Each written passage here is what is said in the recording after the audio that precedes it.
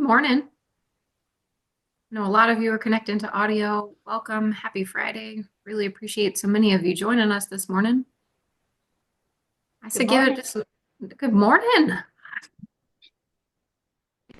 You go another minute or two to let some folks connect, and I still see some folks in the weight room. And then our operations coordinator, Shannon Mitchum, and our president, Wayne Davis, can kick it off this morning and share details about our HR training with Charlotte Jensen from Gallagher, as well as the rollout of HR retainer hours, which I know was highlighted a bit last week. Thank you for so many of you who had patience and kindness as we needed to reschedule because of illness from our speaker. I hope many of you are staying healthy. It's certainly a rough flu season. See folks still joining through the weight room. Go ahead if you don't mind. Thank you for those that are doing it. Drop your name and your district affiliation, if you're a director, in the chat box so Charlotte has an idea of who her audience is today.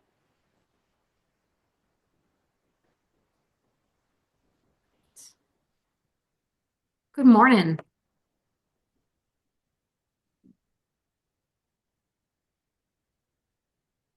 This morning, we're really excited to our final and what was our initial push for HR training for districts. If you joined us all along the way, then in October, November timeframe, Charlotte kicked off with a HR session to really get folks on board, interviewing all of the beginning efforts of your employee life cycle.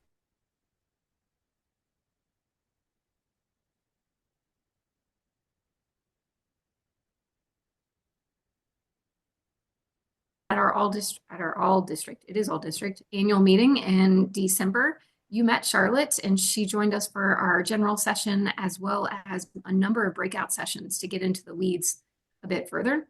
And today we're really excited to have her back to talk about really how to build those teams now. Now that you have onboarded and you're getting folks, how do we grow our group?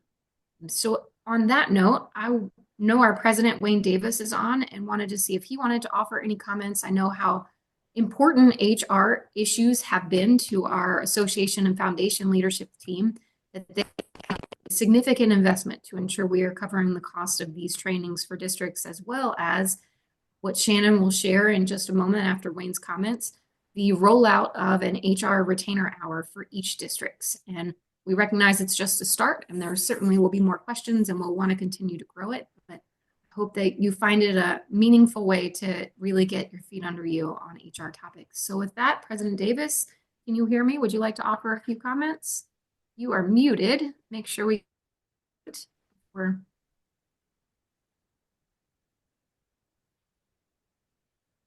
Good morning, everybody. good morning. Appreciate everybody taking their valuable time to be with us this morning.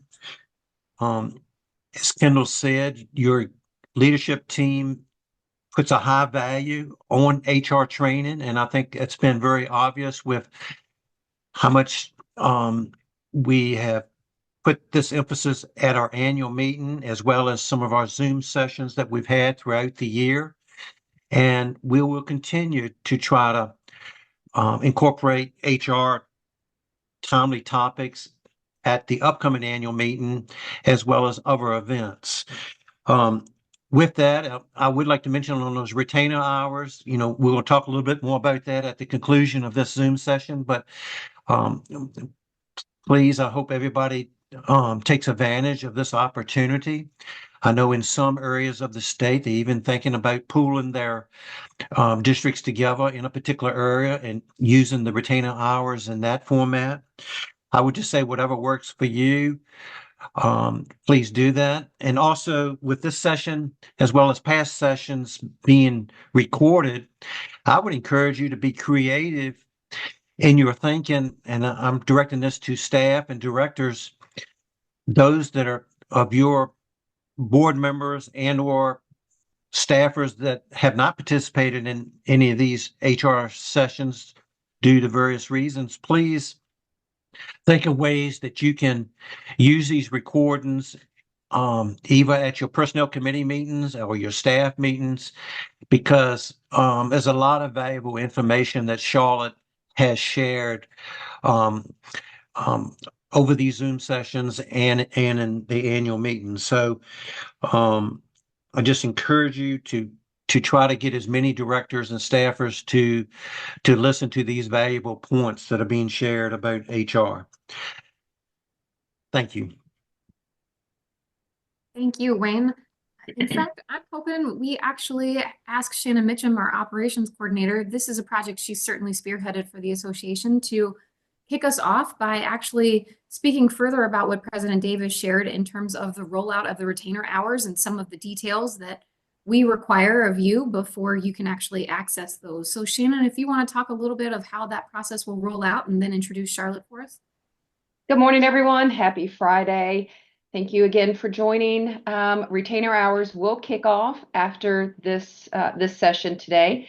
I have sent out a couple of times a link to a Google Sheet where you are to fill out who is your primary contact person to be in contact with Charlotte.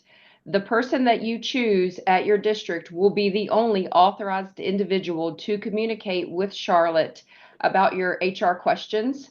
Unless an email is sent giving someone else authorization. Charlotte will have a list of all these individuals and we'll check to make sure who is calling is the authorized individual, just to make sure that we utilize you utilize your 1 hour in the best way that you possibly can.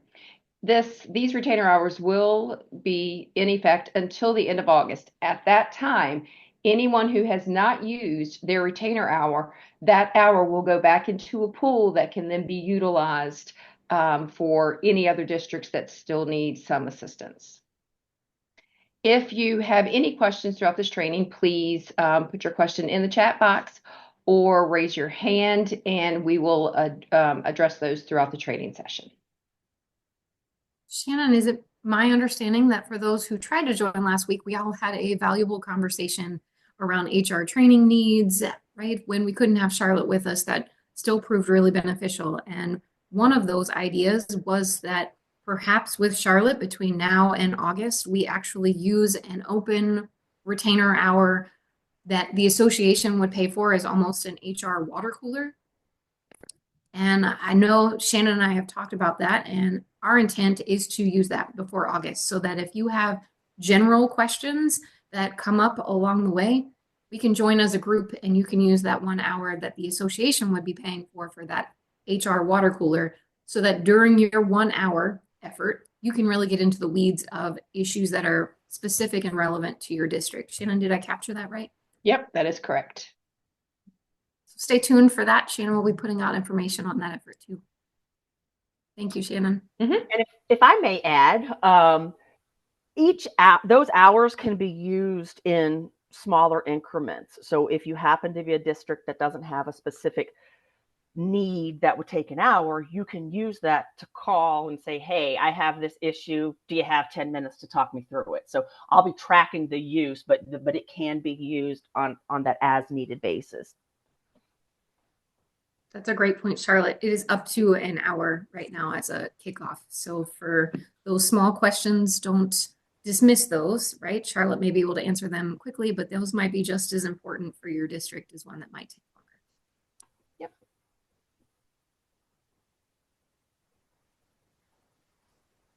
Any questions for Shannon about rollout of retainer hours or Charlotte? Okay, we can circle back to that at the end of the session too, if there are any questions, but at this time, said, we encourage you to be interactive today. You're going to learn a lot from Charlotte. We do every time we have her, but feel free to drop your questions in the chat box or use the raise hand function, and Shannon and myself will be monitoring that. She has a presentation that breaks down into different sections, so potentially at the end of those sections, we'll be making sure that your questions are answered by Charlotte. Charlotte, it has been a really big pleasure to have gotten to work with you so closely over the last few months and excited about how we will continue to build that. Today's session is one I'm really interested in, not just for districts to gain support, but my own selfish reasons. Your association is here to support districts and we want that team to be the best one possible also.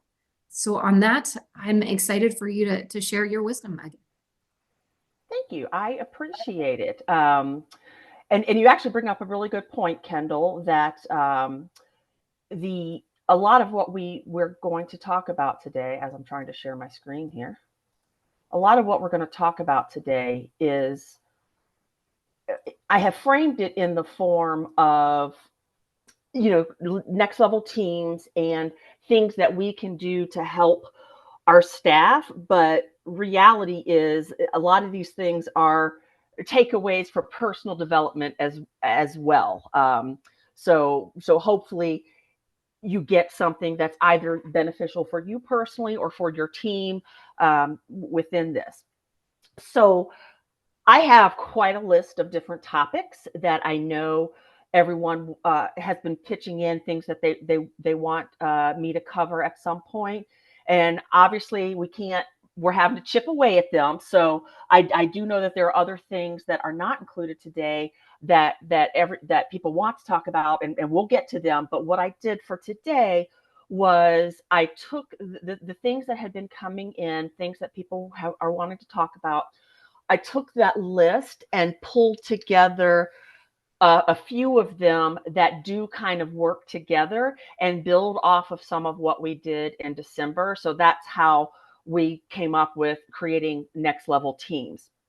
And what we'll talk about today are developing soft skills, encouraging growth and development, conflict management, building resilience, and then a little bit on succession planning. And some of these topics, as we get into them, your first thought may be, well, this doesn't apply to me, or our district is too small to do some of these things, but you'd be surprised. So hopefully I have framed some of this around ways that these things can work even within smaller districts. You don't have to have a whole lot of employees to practice these things.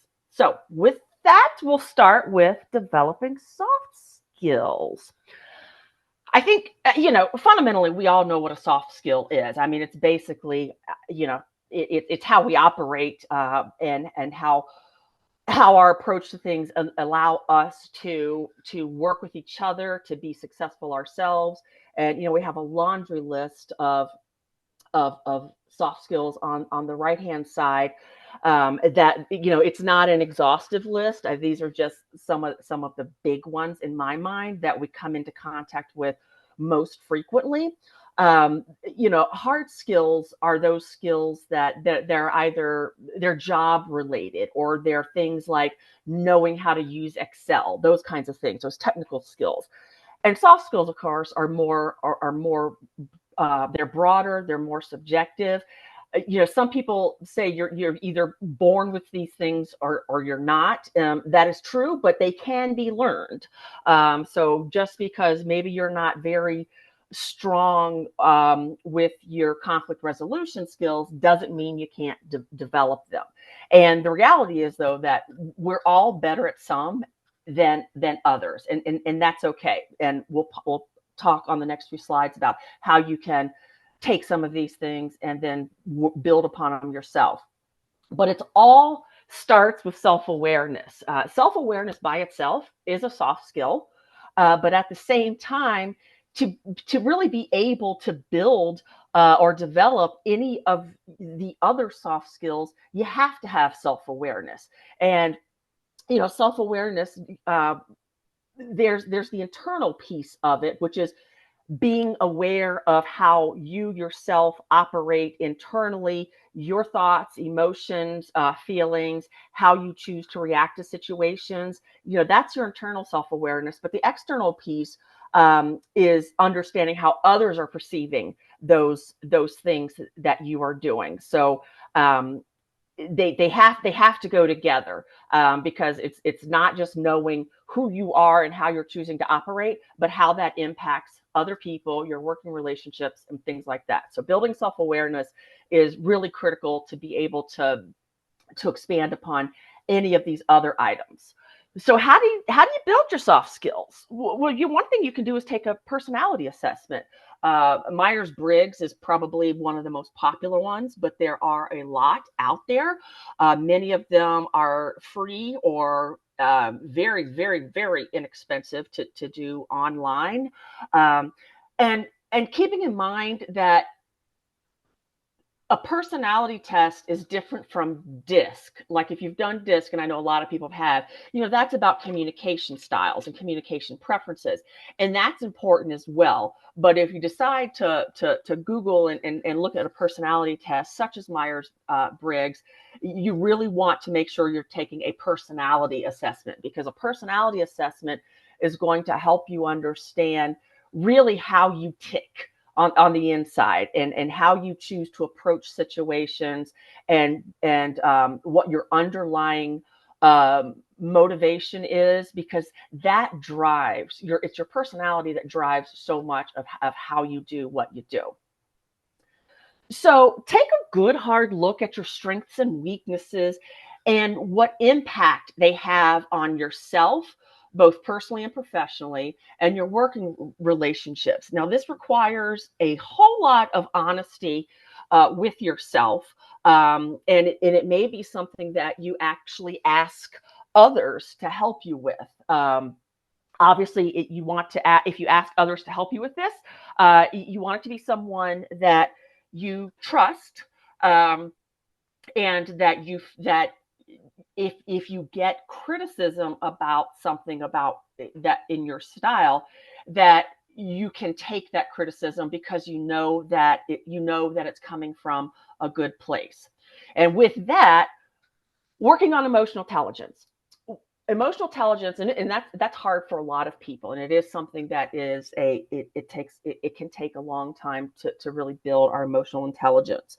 But our emotional intelligence is being able to recognize and understand our emotions and how we project those emotions, but at the same time recognizing other people's emotions and being able to respond to their emotions. So this is the person that has an outburst over every little thing probably needs to work on their emotional intelligence.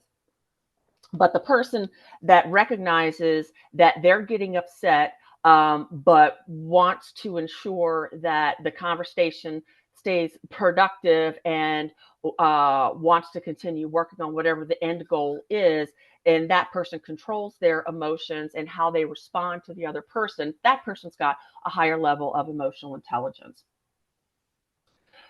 Prioritize which skills to develop. Just on the other screen, there was a whole list of different things that are considered soft skills, and you can't tackle them all.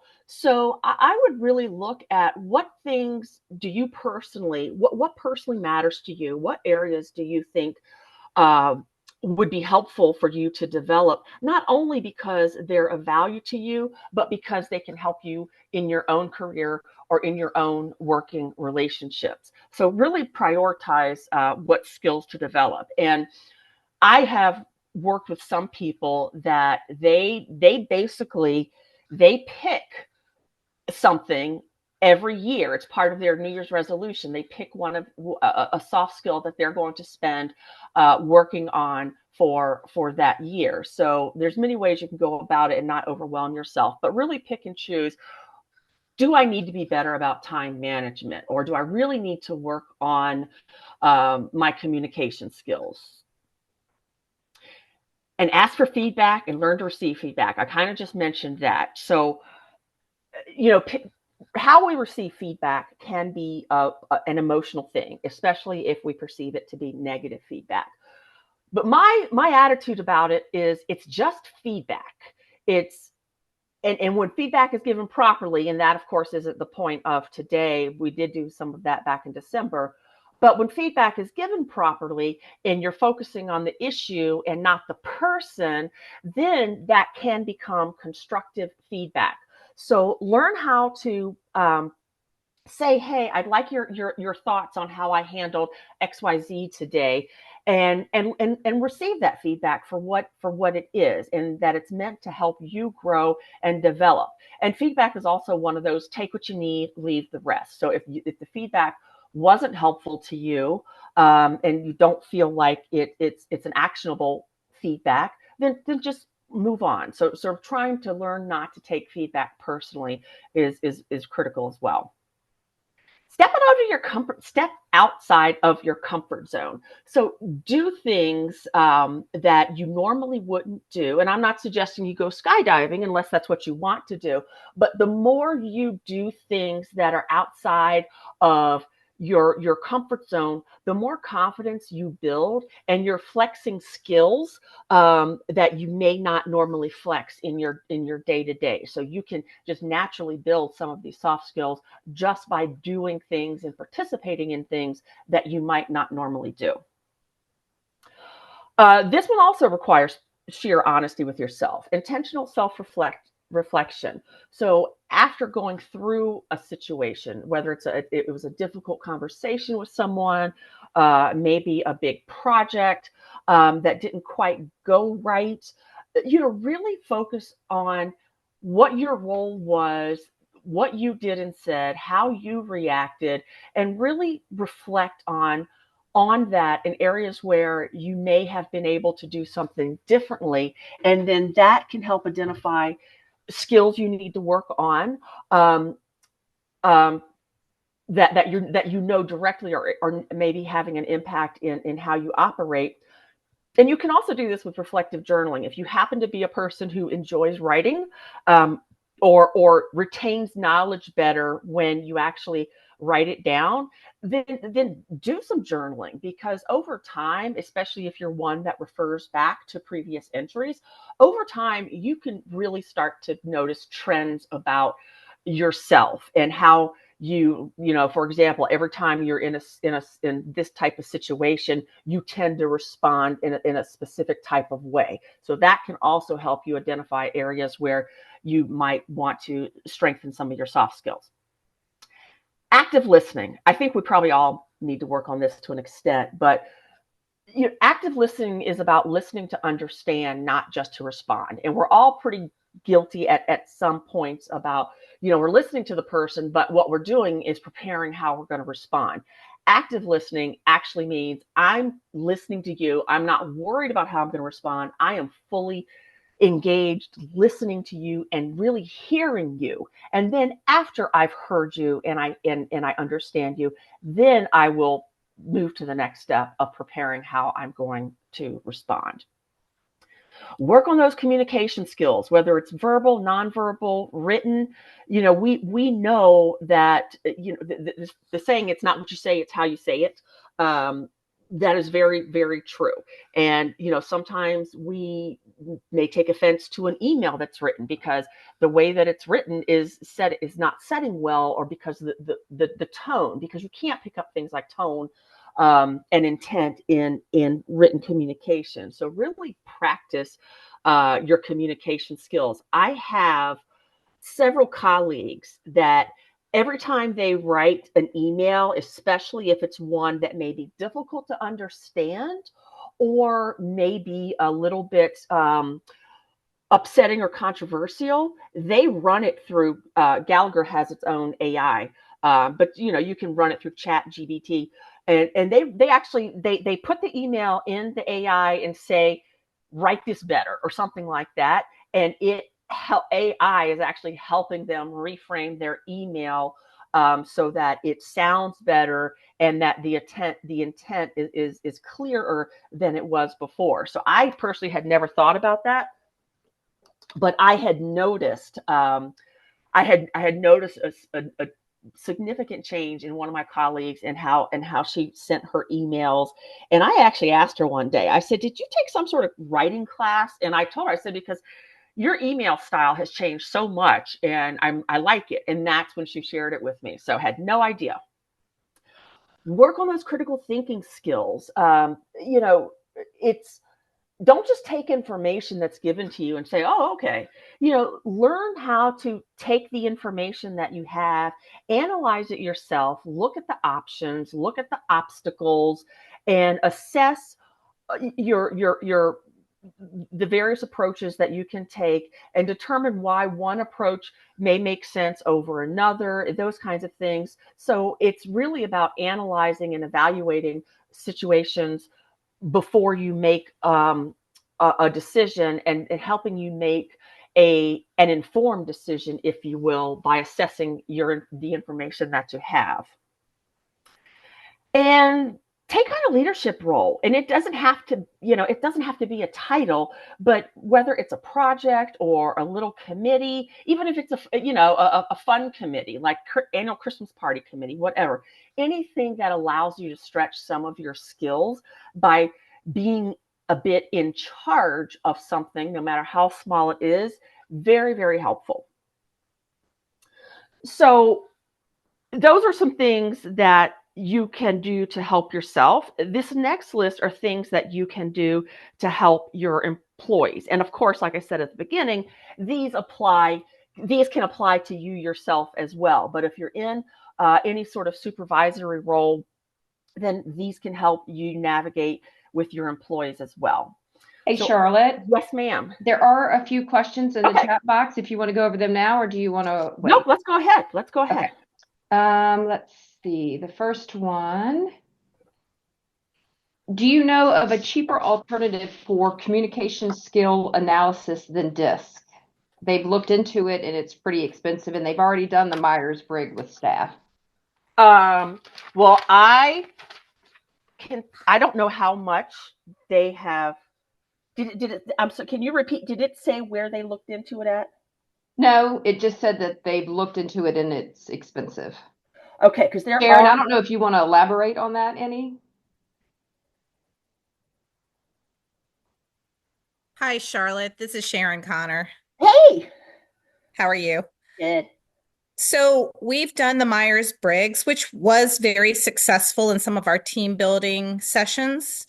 And I'm very interested in the DISC analysis. But when we looked into it, it was going to run us like $1,000 an employee. It was crazy expensive. Yeah. So Okay. I didn't know if there was some similar alternative because basically Myers-Briggs is free. Or you can get enough out of what's online for Myers-Briggs that it would be free. Right. Well, we actually we do DISC, and for starters, I will look and see what it costs there, because $1,000 a person sounds crazy to me. But I don't know. But I'm writing this down, and I'm noting that it came from you, so I'm taking this as an action item. I think that's a great one. I all would love a follow-up on to Charlotte as we move forward. But before we go to the next question, Shannon, Megan, did you have something to add? Have you done one of the community college efforts with workforce development departments for that short course you referenced? Yes, the Laurel Ridge Community College that is out of Middletown. They also have a branch or a campus out of Warrenton, has an amazing workforce development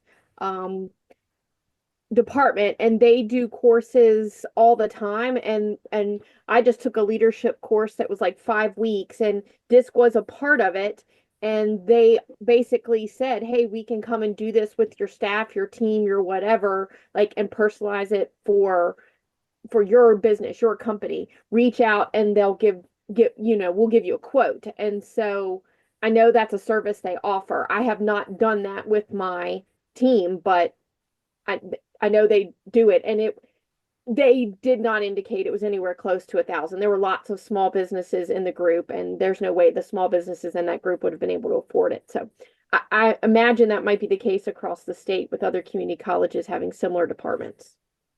That's great. And also, as I was sitting here thinking, I'm going to confirm this, Sharon, but I think one of the organizations that you can go online and get the actual surveys for pretty inexpensive is called, I think it's Everything DISC. And that would get the actual surveys done. So everybody takes their survey and gets their report. And then, then maybe still having someone, and I can do that because I do this all the time, to come out and actually run a workshop on it. And that would be significantly under that pricing. So I think we've got multiple options that to get this done that's far less than that. But I've still got it on my list for you. Thank you very much, Megan and Charlotte. Okay, we have another question. Deanna asked, is it legal to give personality assessments as part of an interview process? Yeah, okay. So it is legal to give personality assessments. So that you just have to be really, really careful.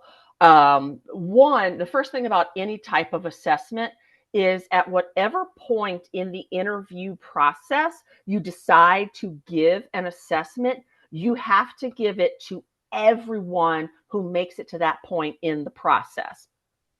The next thing is making sure when you're utilizing an assessment that you're using it from a source that can verify that it does not have biased or discriminatory outcomes.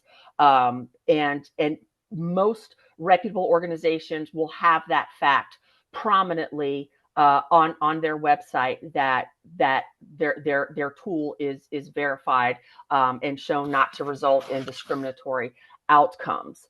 And then, unlike an assessment that may test for actual hard skills, when it comes to personality, you certainly want to take it somewhat for a grain of salt as far as what comes back, because it is very subjective, and there are elements of it that can indicate that a person may not be suited for a particular role.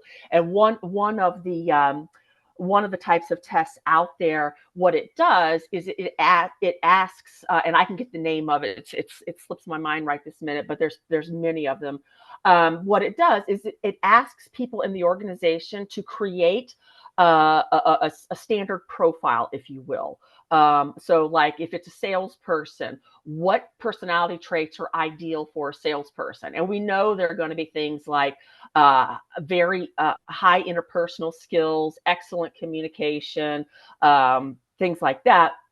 And then when you have your candidates take the assessment, it will map their results against the ideal profile. So that helps you determine a little bit, does this person have really the necessary soft skills and personality type to potentially be successful in this role. So yes, very legal. You just have to be very careful how you go about it.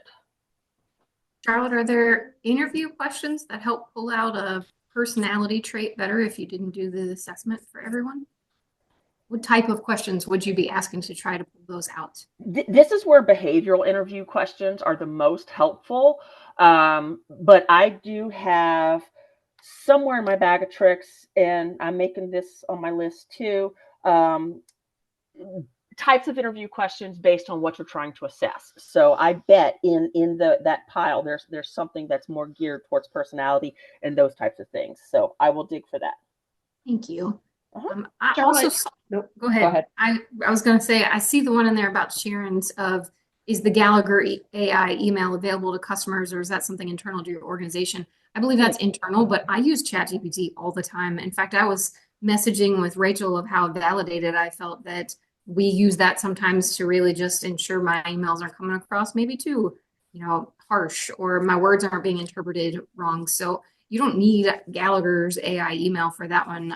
Many of us are, even at the association, have fooled and toyed around with that one for emails of most importance. But Charlotte, if you have another recommendation. No, I use chat because there are some things that we're not allowed to put into Gallagher AI, obviously.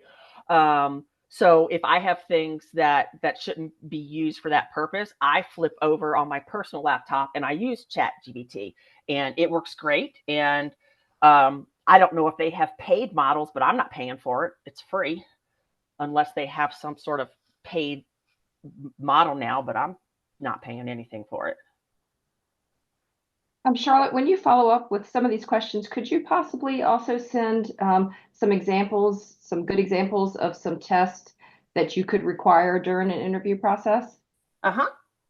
Perfect. And let me double check and make sure.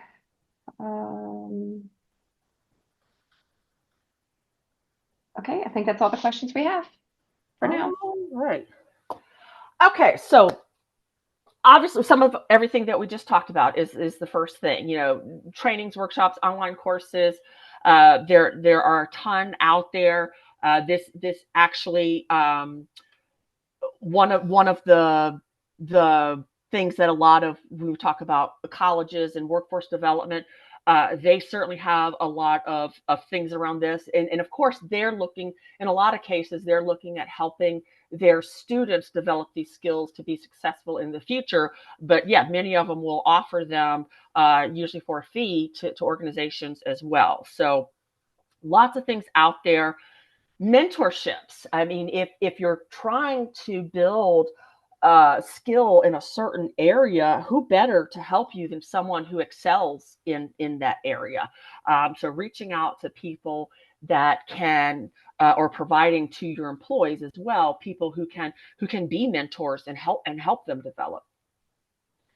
I hate role-playing exercises. I hate it so much, but the reality is they help. And I will tell you, whenever Gallagher, we do trainings that involve soft skills, role-playing is part of it. And as much as I hate it, I can't deny that it helps, because it forces you to, instead of, hey, I need some advice on how to XYZ, it forces you to put that hat on yourself and say, okay, what would I do and what would I say in this situation? So, and I don't care if you do it by yourself in front of the mirror, but it really does help to actually act out the part.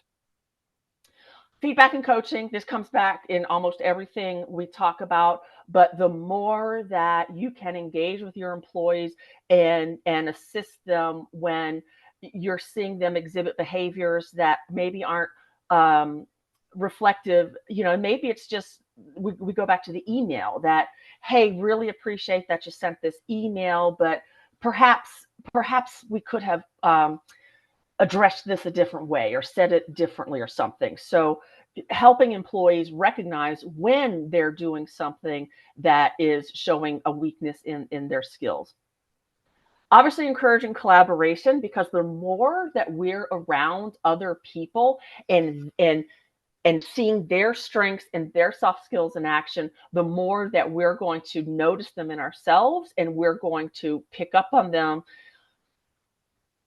Promote goal setting. So I kind of mentioned this earlier about, people that pick a soft skill and work and choose to work on it.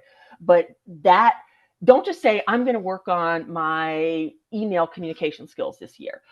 Actually set up goals and to monitor progress. And am I actually moving the needle on developing this skill the way that I think I should? Obviously, recognition and rewards that reinforce desired behaviors. So what's that, catch them being good kind of thing. And taking a moment, you correct someone on maybe a way that they're approaching a person that's kind of disrupting the relationship, but then you notice that they are taking what you've told them and they're exercising the feedback you gave them, reinforcing that, hey, I noticed you and that was great. Obviously, creating a supportive culture. The more people know it's okay to A, be themselves, and B, make mistakes, then the more they're going to be willing to try new things, to step out of that comfort zone and try to flex a little bit. So when they feel that risk taking is safe to do, then they'll do it. Conduct regular assessments of skills gap. This is something that, it's people themselves are always changing. But at the same time, you have people who are coming and going within your district. So, understanding where you have skills gaps in the district is not just a one-time thing. It's an ongoing thing, and it's not just. This also requires not just a bullet list of I think we need to do XYZ. You also have to really look at the deeper picture. For example, if you have an employee who they're supposed to get a certain spreadsheet to you by every Friday afternoon, and they're not getting it to you until Monday afternoon, your first thought may be they haven't prioritized it, or they're not good at time management. But what if it's they're just not good at Excel? So understanding what is the real skills gap.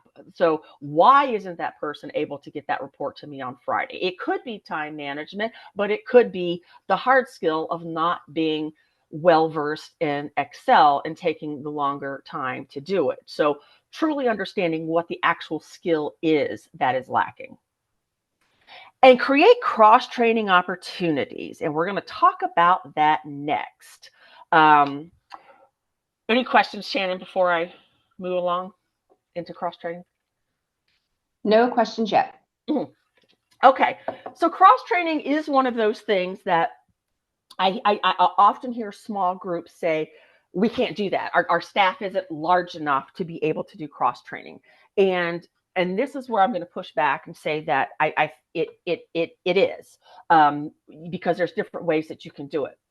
And I would strongly consider looking at some sort of cross-training program within the district, if it makes sense for you, because it does do a lot to increase employee skills and performance when they're able to flex and grow even while staying within their same positions. That's going to keep them from getting stagnant. And that's really important in smaller organizations where there isn't necessarily this ladder. And we're going to talk about that in a little bit.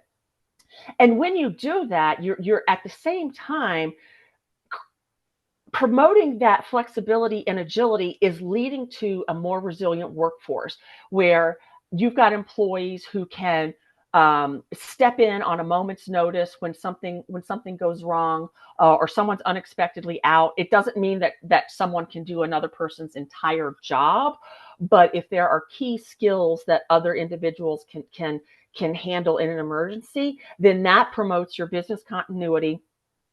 And it also helps with efficiency and customer service improvement, because the more people understand the big picture and are not just in their own silo and doing their own thing, then the more collaboration that happens and the more effective everyone becomes.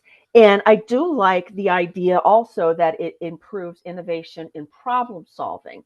It can be hard sometimes to be creative, problem solve, things like that, when you're in those weeds all day, every day. But when you have suddenly fresh eyes looking at something, it does create a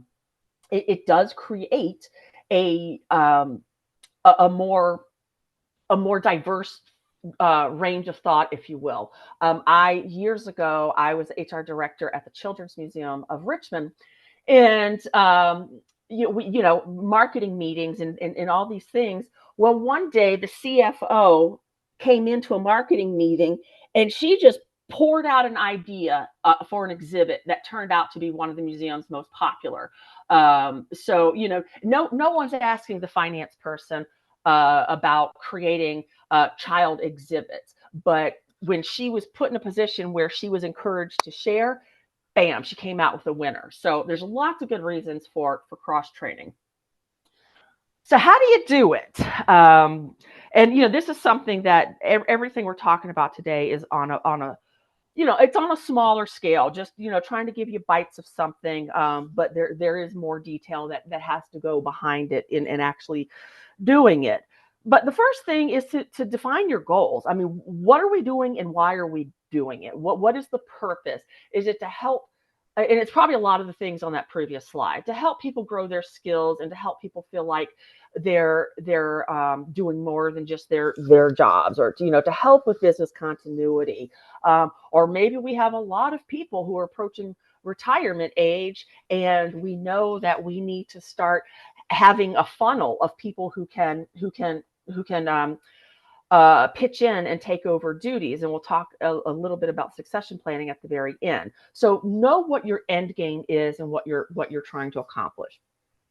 You then identify the tasks to cross-train for. So this does not mean that the finance person is going to teach another employee how to balance the books, but it could mean that the finance person is teaching other employees when an invoice comes in, what does the process look like for entering that invoice, processing that invoice, and creating the payment. So be very specific about what kinds of tasks make sense to cross-train on and are cross-trainable, if you will. Finding good cross-training candidates. Not everyone is suited for cross-training. Cross-training generally works better for those who are already high performers, who really are wanting to develop more skills. They're highly engaged in the organization, or maybe they're just simply underutilized, that maybe you've got this full-time position that really doesn't necessarily need to be a full-time position. Or maybe it's this person is so efficient and at their job that it gives them some wiggle room to develop some other skills. So get the right people. You also want to highlight the benefits. Cross-training is something that if people don't understand its value and its purpose, then they're going to be pretty quick to think, oh, great, just something else you're putting on my plate. So make sure employees know what the benefits of cross-training are and what's in it for them. And, one of the things right now that is really easy to point to is we don't know what's going to happen with the economy or in the political climate in the coming years, but we do know that a lot of employers are nervous, and we're seeing a lot of hunkering down, hiring freezes, unfortunately layoffs and things like that.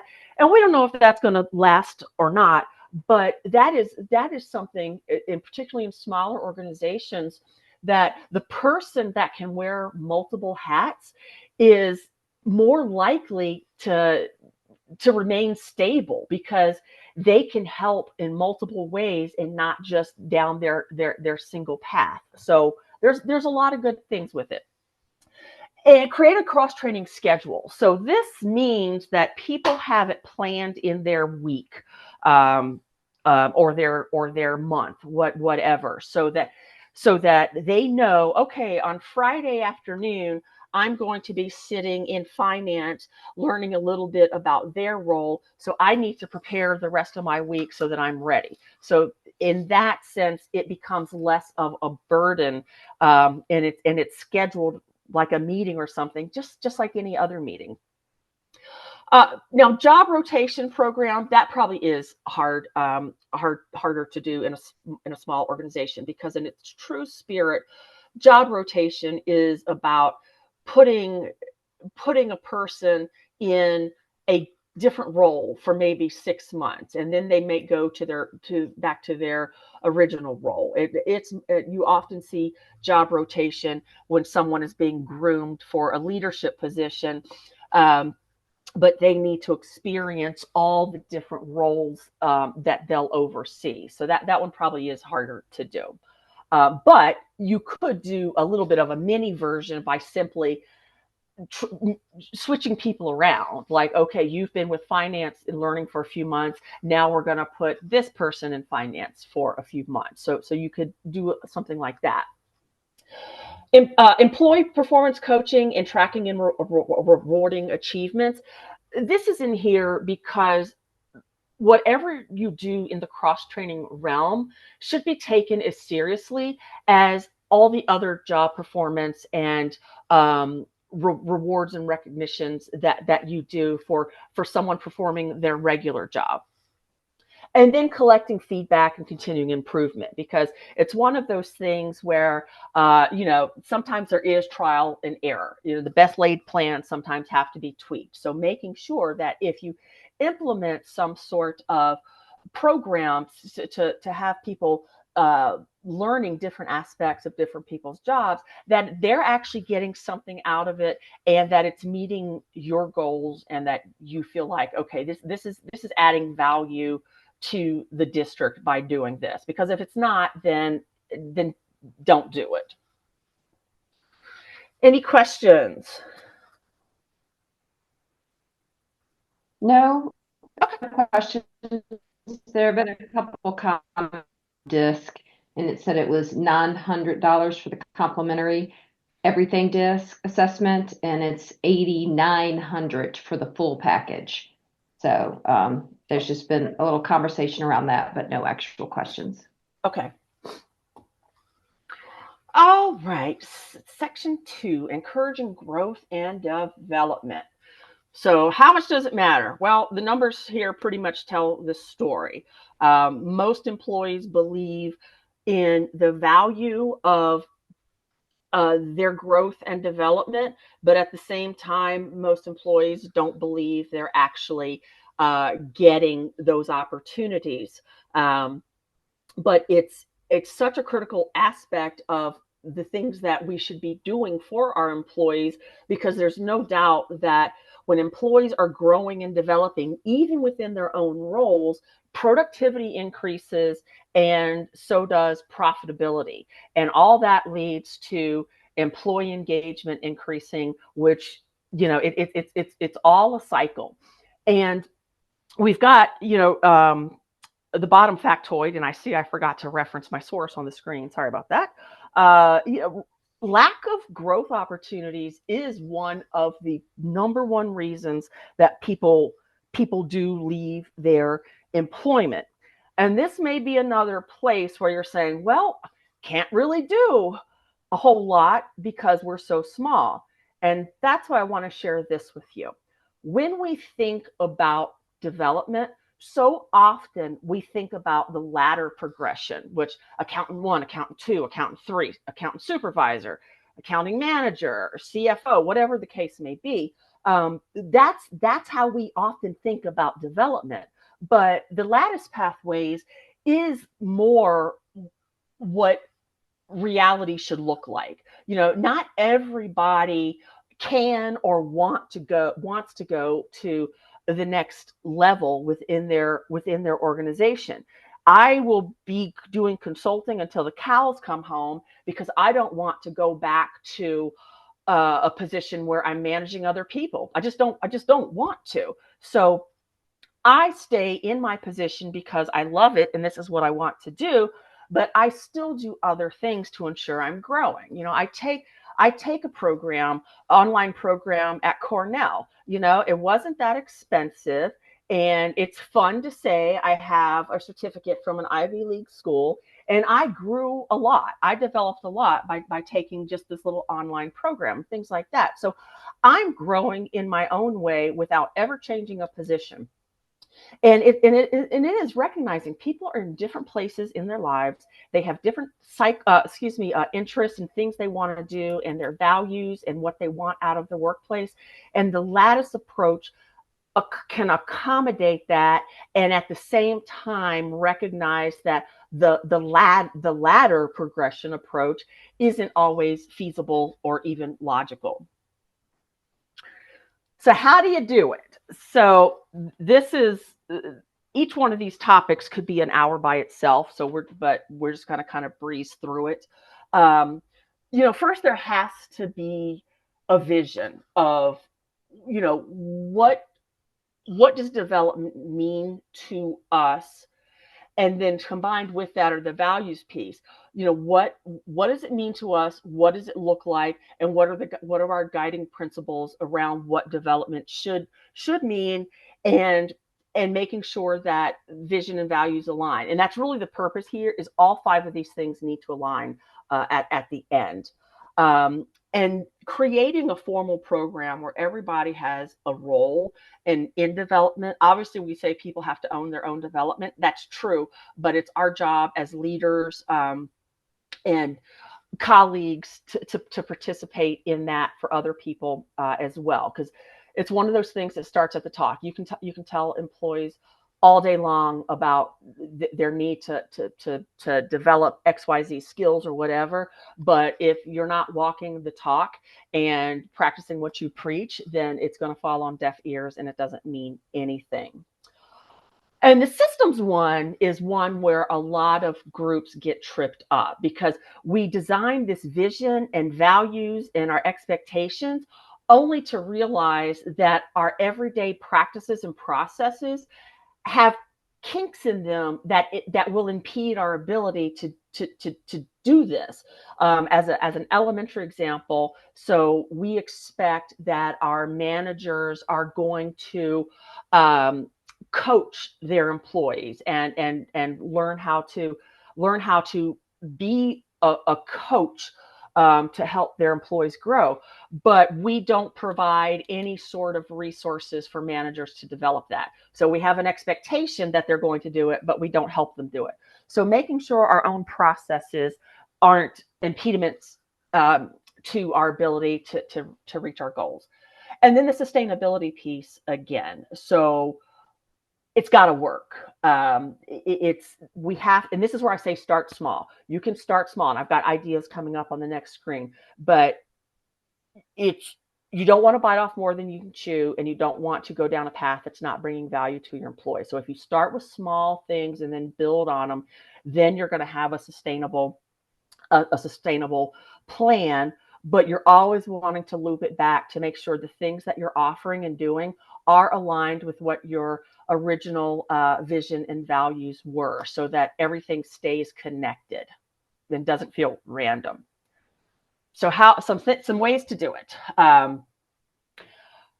Invest in engagement, not just development. So development fosters engagement, and engagement can foster development, yes. But when we ask employees to do things, and development does take time to, whether it's developing a skill, taking a class, whatever, that does take time on people's plates that are already full.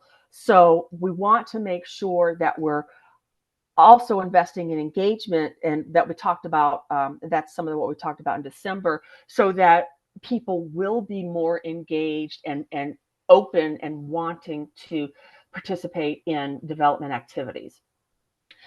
And remembering growth and development does not equal promotion. So get that ladder progression image out of your mind and get over to the lattice pathways. And it's easier to see that I don't have to be moving a step up or another rung in the ladder to be able to be growing and developing. Highly involved managers who are coaches first, bosses second. We talked some about this for those who were in that portion in December, about knowing when to manage employees and knowing when to coach employees. And in an ideal world, you're coaching most of the time and only having to manage a portion of the time. I mentioned this before, and then there are certainly things that'll be repeated, but support that risk-taking and innovation. So employees don't feel like it's risky to take a risk, that if they take a risk and it doesn't go right, that they still have your support, and that there still were lessons learned, and there was still growth to be had from a learning experience. I just mentioned this commitment from leadership back with action. We have to walk the talk. Children, what we say, children do as their parents do, not as they say.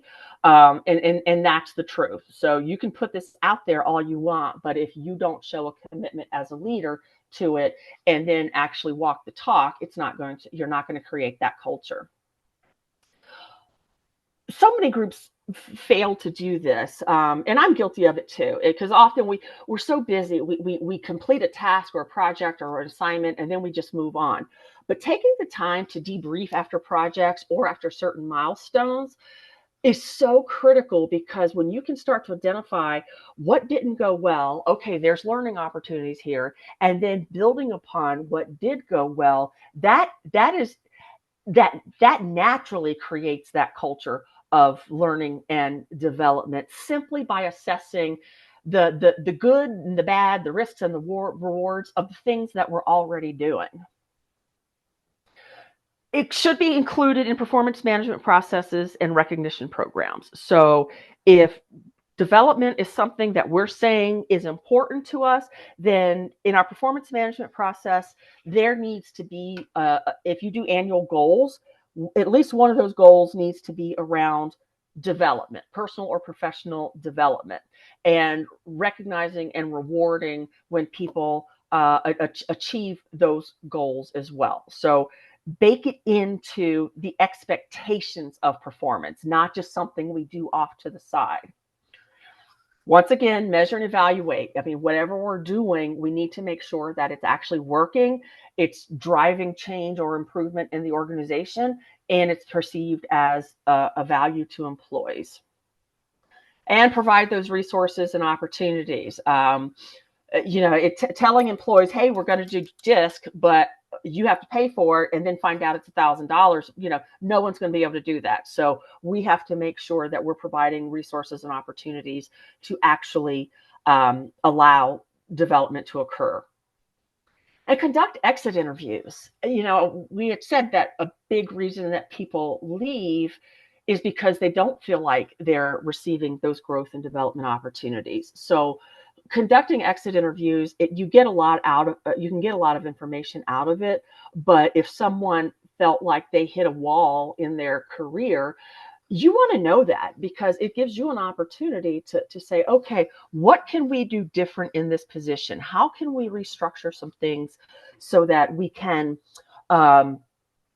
continue to not have people come to the district, hit a wall, and then leave because that's that. There are situations that are going to be like that, and there's no getting around it sometimes, but take the opportunity to learn when those happen, to try to see if there's an opportunity to make adjustments. And then some easy and inexpensive ways to get started. Well, we're doing the first one right here. And you've already shared some other things as well, as far as the community college workforce development. So look around the community at those various partners, and even sometimes there may be opportunities for bartering as well. Online platforms. I listed 3 common ones here. I can't give you any clue of cost because, these things I think in most cases, you have to plug in for a quote based on how many licenses and things like that. But I have a lot of groups, they invest in a platform, an LMS platform, and part of their routine is constantly, or not constantly, I shouldn't say that, but regularly assigning courses to employees to take. And that helps bake it in as well, that this is an expectation of how we operate. And it could be, hey, I want everyone to take this little 20-minute course on ethics. Or it could be, hey, I noticed you're struggling a little bit in communicating when you get frustrated. I'd like you to take this little course on our LMS platform, kind of thing. So skills gap training, we've kind of talked about this already, but again, not just the hard skills, but the soft skills. And these online platforms have these trainings on both. Microlearning, one of the current buzzwords. Microlearning is basically giving people short blasts of information. It makes for quick, easy learning that takes a little time to do, and in some cases can be fun. And I put Blue Ocean Brain on here because Gallagher actually does Blue Ocean Brain, and I love Blue Ocean Brain. I know that we have a lot of people who are on it, so I'm going to say this cost, but knowing that for smaller organizations, it's probably more, but we're doing, I think she told me $57 per person per year. So, and when I say Gallagher does it, not everybody in Gallagher does it. So it's not like they have thousands of licenses. I think they just have a few hundred. So, and when you talk about for a year, but anyway, Blue Ocean Brain, it can be great for team building and micro learning. It's every day there's a different topic, and sometimes it's it might be on diversity, it might be on communication, it can be any number of topics. And in fact, what is today's topic? It is, come on, Today's lesson, thriving in a multi-generational workplace. So what Blue Ocean Brewing does is there are 3 very, very brief articles and or videos that take no more than 5 minutes to go through all 3. And then they actually put 3 games on the end as well. So you can play 3 little games, and it's like Wordle, where once you play for the day, you're done. But it also has a leaderboard. So everyone that's on it can, we're always having little games and contests and who can get the most points and things like that. So it can create a team building activity as well. Think about things that employees are passionate about, whether it's personal or professional. When you fold into your learning things that really resonate with employees, it just makes sense that they're going to be more engaged in the process. This is one that I have a lot of people do. We can't send everybody to the seminar, so we're going to send one person and report back. And then the next time it'll be another person that goes to the seminar. That enables everybody to get an opportunity to go to something, but everybody will also get to learn even if they weren't actually there. Staff meetings that are more interactive versus simply the leader sharing updates. And it could be something as simple as there's a list of updates and a different person provides the updates every week or whatever. So it's not always the same person just spitting out information. And this is one people often just look at me like I'm crazy for, but we do it and it works. And that's sharing little articles, little mini videos, TED Talks, whatever, with everyone. So you run across something that is interesting and you think of value, share it with everyone, even those that you don't think are interested. If they're not interested, they won't read it, but you never know. And one of the things that we actually do in our monthly team calls is we have a rotating schedule. So 1 month it's my job to come to the meeting with a small article or TED Talk or a little video on something that of my choosing, or sometimes we pick a topic and share it. And it's been great. And for me personally, it's been a way to expose me to resources I wouldn't have normally been exposed to. Like, oh, I never heard of that website or that publication. And provide challenging assignments. And this can go back through the cross training or letting an individual be the project manager on something, but just something that allows them to flex a little bit and doesn't cost a thing. Any questions? And this probably might be our good point for a break too. No questions in the chat, unless someone wants to drop one in or raise their hand. But as of right now, there's nothing in there. Okay. Do you want to take? Charlotte, I actually had a few direct questions to me. Okay. What would a ideal staff meeting look like, right? If it's an agenda, how long should it be? Kind of give some examples. I know it said about leaders simply sharing updates, but this individual wanted a little more guidance on what they should be doing for staff. I actually have a document on that I'll send, if that's okay.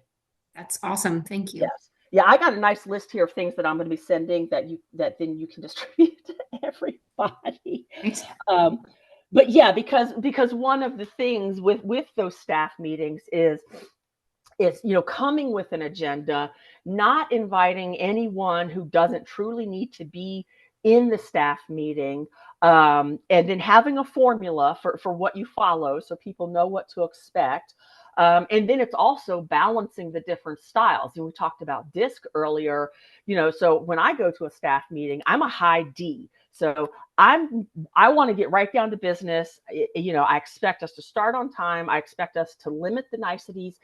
And in a perfect world, we're going to get out early. But I have to recognize that in the meeting, we also have eyes, and they need that little bit of social time before we get down to business, or maybe want to go down a different path and talk a little bit more about something, and then recognizing when we have to say we got to table that and all those things. So So there are lots of pieces to it, but I will find that document and share it. Would be hugely helpful. I don't know that there's a great answer to this question either, but maybe just some of your initial thoughts. How do you balance the want and desire, the value that might be there for having a new staffer really work with existing employees, while also recognizing, or do you emphasize that many of our positions focus primarily first on working towards certifications, right? So do you have any guidance on how to really make that balance happen? Oh, so you're saying like early on, there's Mm-hmm. the new hire is focused, they needs to be focused on making these certifications. Mm-hmm. The funny thing versus, and you're not talking about cross training, you're talking about sitting with new. I just want to make sure when you say sit with other employees, what that means. I I guess you could pull cross training into it, but I think this question may have been more focused on balancing those certification requirements or those things that have to be met within a certain time frame with it sounds like there's a really valuable need for these people also coming in the door to learn by being mentored. Yeah, and my first thought is this is where having a formal onboarding plan that considers the time management aspect of of the plan so that each week this individual can be working toward both goals. And that's important also because they're going to get bored out of their minds and frustrated if all they're doing is sitting and having to work on certifications. So I think some of it is just being very methodical and mapping out the plan based on what certifications have to happen and when do they have to happen and what amount of work goes into having to prepare and get that certification, and then where does that calendar allow for these other opportunities so this person is feeling stimulated and like they're part of something and not just sitting in a corner working on certifications all day. But I'd have to think about that one a little more I to think give that you a one's better very answer. tricky. Absolutely. There was one more question I think I just saw dropped regarding when people who are D and I types were discussed, as in their meeting protocol preferences. Can you define D and I and give a little more explanation to what that means for those not familiar with the terms? Yes. So the premise of DISC is your not your personality, your communication style and preferences. So, and in the test, you get it identified as a D, an I, an S, or C, and they overlap. So I'm actually a DC type thing. So, but in a nutshell, the D is your no nonsense drivers, people. Your eyes are your social butterflies, if you will. I always joke that if you're an eye and there's actually an I in your name, when you were in middle school, you probably the dot on top of the I, you probably made it a little heart type thing. The S are the supportive type. These are the ones that you want everyone to get along, don't want any conflict, and want to please others. And the C's are the conscientious people. They're rules driven, compliance based. Um, um, I mean that's kind of a nutshell. I mean we could talk about it more, but that's the gist of it is which style am I and where am I overlapping. So as a DC, I'm a high driver. I'm no nonsense, get down to business. But as a C, I'm also focused on the rules and compliance, and that's probably why I do what I do. So when you learn other people's styles and you know that someone's an I, if you the ability to flex and recognize that this person is an I, and I will have a better relationship with this person if I allow them those 5 minutes of social interaction at the beginning of the meeting before we get down to business, that type of thing.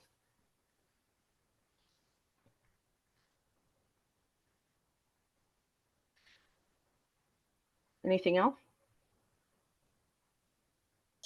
I think that's all that I captured. Shannon, I don't think I missed anything. Nope, you didn't miss anything.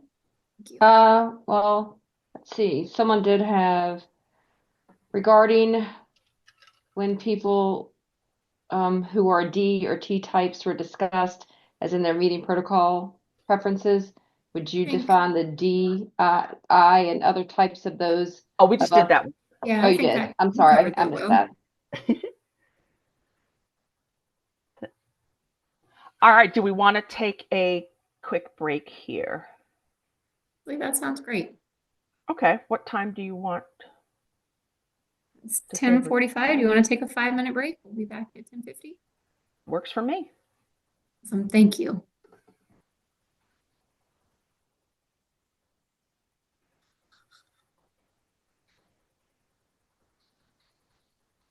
All right, guys, welcome back. I hope you had a chance to take care of any immediate needs and come back and actually focus on the remaining of the presentation. Charlotte, I'm ready to dive into conflict management. All right. Because who doesn't love a good conflict? So, okay, conflict management. There are a couple of different approaches to conflict, and I'm sure that when I pop these up, that you can quickly rattle right off the top of your head individuals, and probably even yourself, which category you and certain people fall into, because we often tend to address it the same way, which is not right, but that's okay. We'll talk about that. So there's the direct conflict, which is people who are willing to to address the elephant in the room. And then there's the indirect, which is where we simply avoid it or we become passive aggressive. And then similarly, there is productive conflict, which is here's the problem, now let's fix it. And then there's the destructive conflict, that this is where we actually escalate the problem. We somewhere along the way, what we're talking about is not even the original conflict, because emotions get in and then everything blows up. So conflict, though, is good. And the trick is the right amount of conflict. Too little conflict, why it sounds great to say, oh, we don't really have much conflict. That sounds great. But when there is too little conflict, that's what creates a groupthink environment. It's like, are we really always 100% on the same page? Probably not. But when there's lack of conflict, that could suggest we've got too much groupthink. And it certainly detracts from our ability to be creative and problem solve when we're not having to stretch those muscles. And of course, when the avoidance factor results in passive aggressiveness. But when there's too much conflict, that's what creates, I'm going to say, a hostile work environment. I don't mean a hostile work environment in the legal sense. In the legal sense, that's about discrimination and harassment. But too much conflict does create hostility. And then there's complete lack of trust within the organization. People come at each other hard and fast, and we're arguing about everything, and often, though, arguing about nothing at all. So when we have the appropriate level of conflict in the middle, that's where we're solving problems, we're collaborating, we're holding each other and ourselves accountable to whatever the goal and the outcome is, and that's leading to everyone's growth and development as well. So the Thomas Kilmann conflict model is a pretty good one, because it has the assertiveness on one side, which is the need to satisfy your own concerns. And then on the other, you have the cooperativeness, which is the need to satisfy the other person's concerns. And of course, depending on the level of each, you end up with one of these 5 forms of conflict. And, all 5 of them occur at some point or another. All conflict is not going to be resolved through collaboration. And then we think, okay, well, compromising, that's a good one. And it is in some cases. But one of the downsides to compromising is, did we solve the conflict once and for all? Or did we just solve this problem and it's going to bubble again? And when there's compromising, although it's very important, so I'm not saying that compromise isn't important, but we have to remember some of the behind the scenes of compromising. And the other aspect of, I'm sorry, my puppy is having a moment. The other aspect of compromising is not everyone got all their needs met. So are we pushing some problems down the road because not everyone got everything they wanted out of the conflict? So love this model, and there's certainly a time and place for each of the different types of conflict. Now, I've got mediating conflict in here, and this, I framed it in the form of, if you are having to mediate a conflict between two people, maybe two employees, but I think it's also a good path for when you're involved in your own conflict. It gives you a good checklist for how to make sure you're turning this into productive conflict versus destructive conflict. The first is listening to both sides. Whether you're the mediator or the person, both sides have something important to say. And it's important that they both get to say what they need to say. Assessing the whole situation and looking for the root cause. And this, I'll use an example here. This is not so much about conflict, but I think it provides a good example of how we do that. I often will have a client call and say, I need to have, I want to have anti-harassment training done. And well, okay, we can do that. But let's look at the root cause of this. Why are you asking for anti-harassment training? Is it because you're trying to check a compliance box, or do you actually have a problem in the workplace? What is the actual cause of this ask? Because if you are having a problem in the workplace, you're not going to be able to train that away. We can maybe do training down the road, but we have to address the root cause and the problem before we can get to the training. So being able to assess the situation and actually get to the bottom of it is critical for being able to lay the foundation to resolve the conflict. Do both sides want to resolve the conflict? And that's sometimes people, and unfortunately we see it in the political environment all the time, is that there is a conflict and there may not be a true commitment to resolve the conflict. And that often occurs when one person wants it their way 100% and not give on anything. So we have to, if we're going to resolve conflict, we have to make sure that there's actually a desire and a willingness to attempt to resolve it.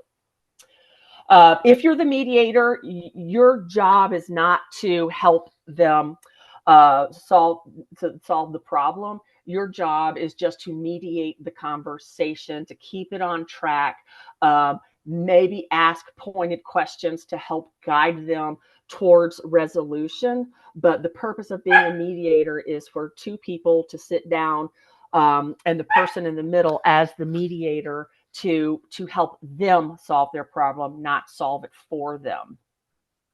And with that, you have to remain neutral and unbiased. It's very possible, if you serve in a mediator role, or honestly, even if it's not a mediator and you're part of the conflict, that you have a strong opinion on which way you want this to go. But if you're in a mediator role and helping two employees resolve conflict, you've got to help both sides. And regardless of your personal feelings on which way it should go, that's not your part of mediation.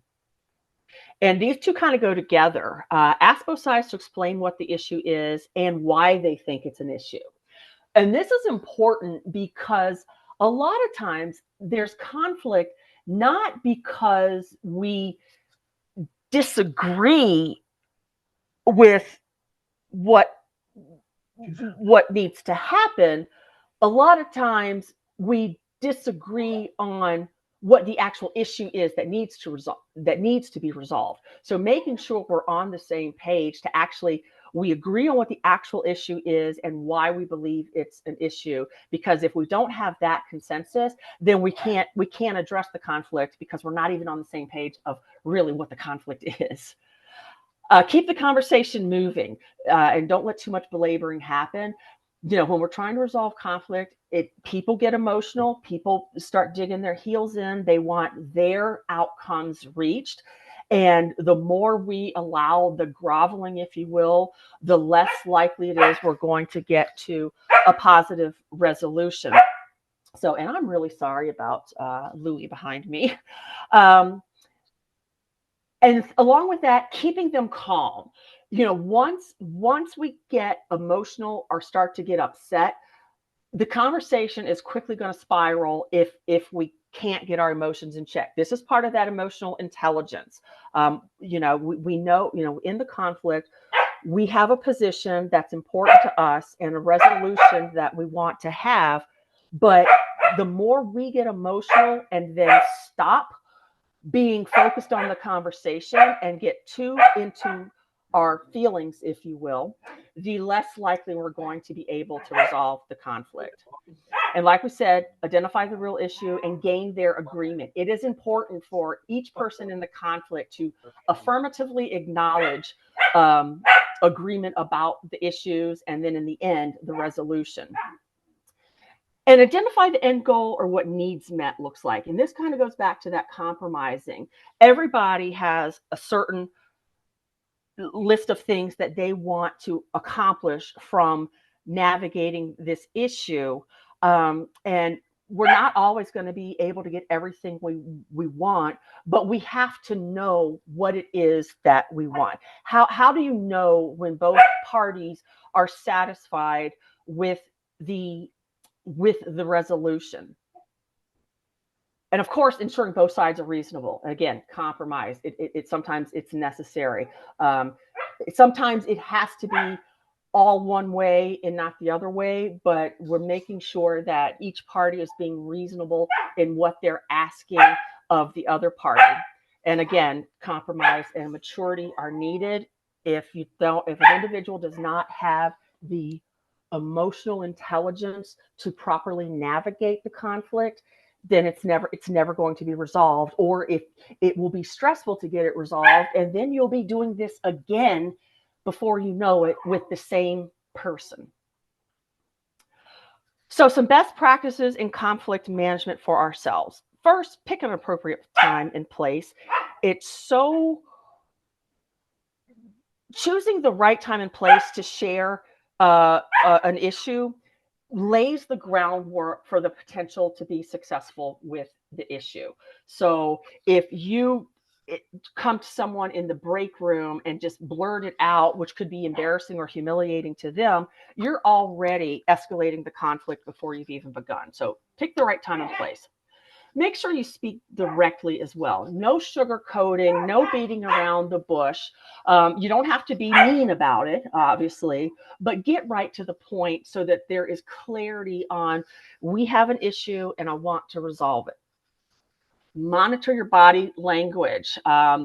We don't realize how often so much of our communication is coming from our body language versus what we actually say. So you can talk about bunnies and unicorns, but if you're standing there with a very aggressive stance, they're not going to hear bunnies and unicorns. They're seeing the aggressive stance, which it has the negative connotation.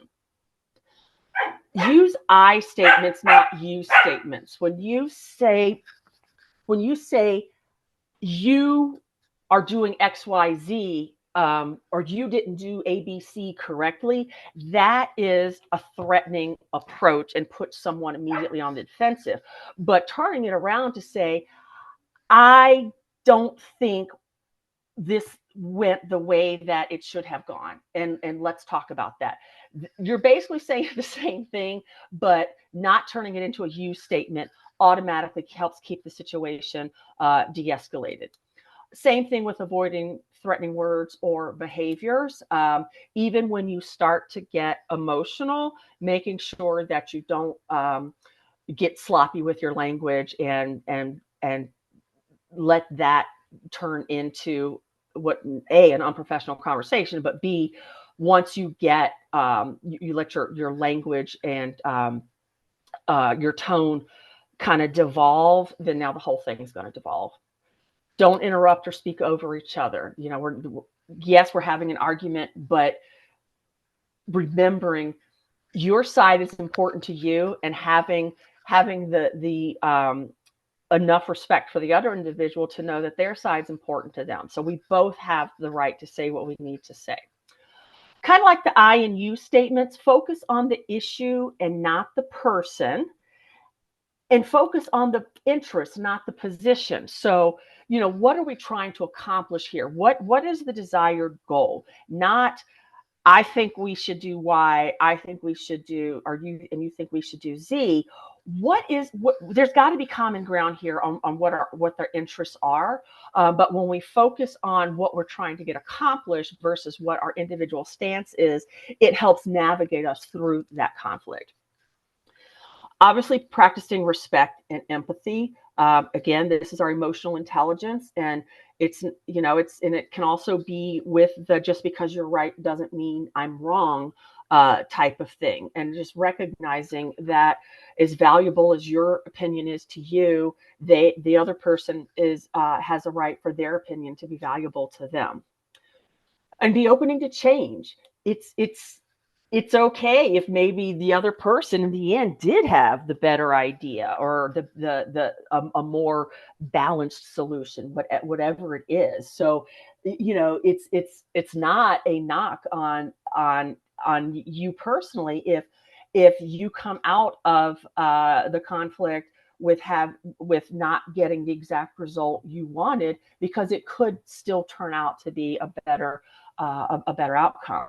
And along with that, taking responsibility, acknowledging when you might have been out of line or didn't do something that you should have done, whatever the case may be. And then circling at the end, doing that self-reflection. So we got through this conflict. Hopefully we got through it. What can we learn from it, or what can I learn from it? So next time, have a conflict, I have developed a little bit further some of those soft skills to better manage the conflict and better navigate through it. Any questions on that? I know that we're kind of busting through these topics quickly. Any one of these topics could be standalone for several hours. Just trying to give you some quick hits. I appreciate that, Charlotte. There's a couple that I hope you can dive a little deeper into. Okay. The first, what if there's an underlying conflict where there's an issue between, this is an example of two employees, but it could be two directors, right? Any setting, but neither is willing to admit there's an issue, but it seems apparent to everyone else. Even when asked, they don't necessarily acknowledge it. How do you handle those types of issues? Well, that's the avoidance tactic. And it is very hard when you've got both individuals denying that there's an issue to begin with. Now, part of this is some of our performance management techniques, when being able to map out observable, identifiable behaviors and outcomes. What specifically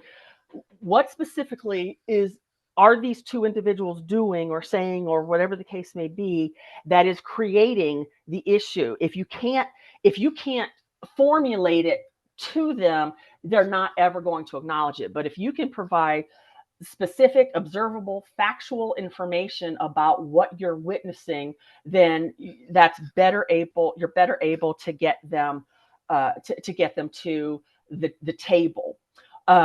Also, this is where a mediation process can come in handy, because getting them not only to the table, but trying to begin the conversation.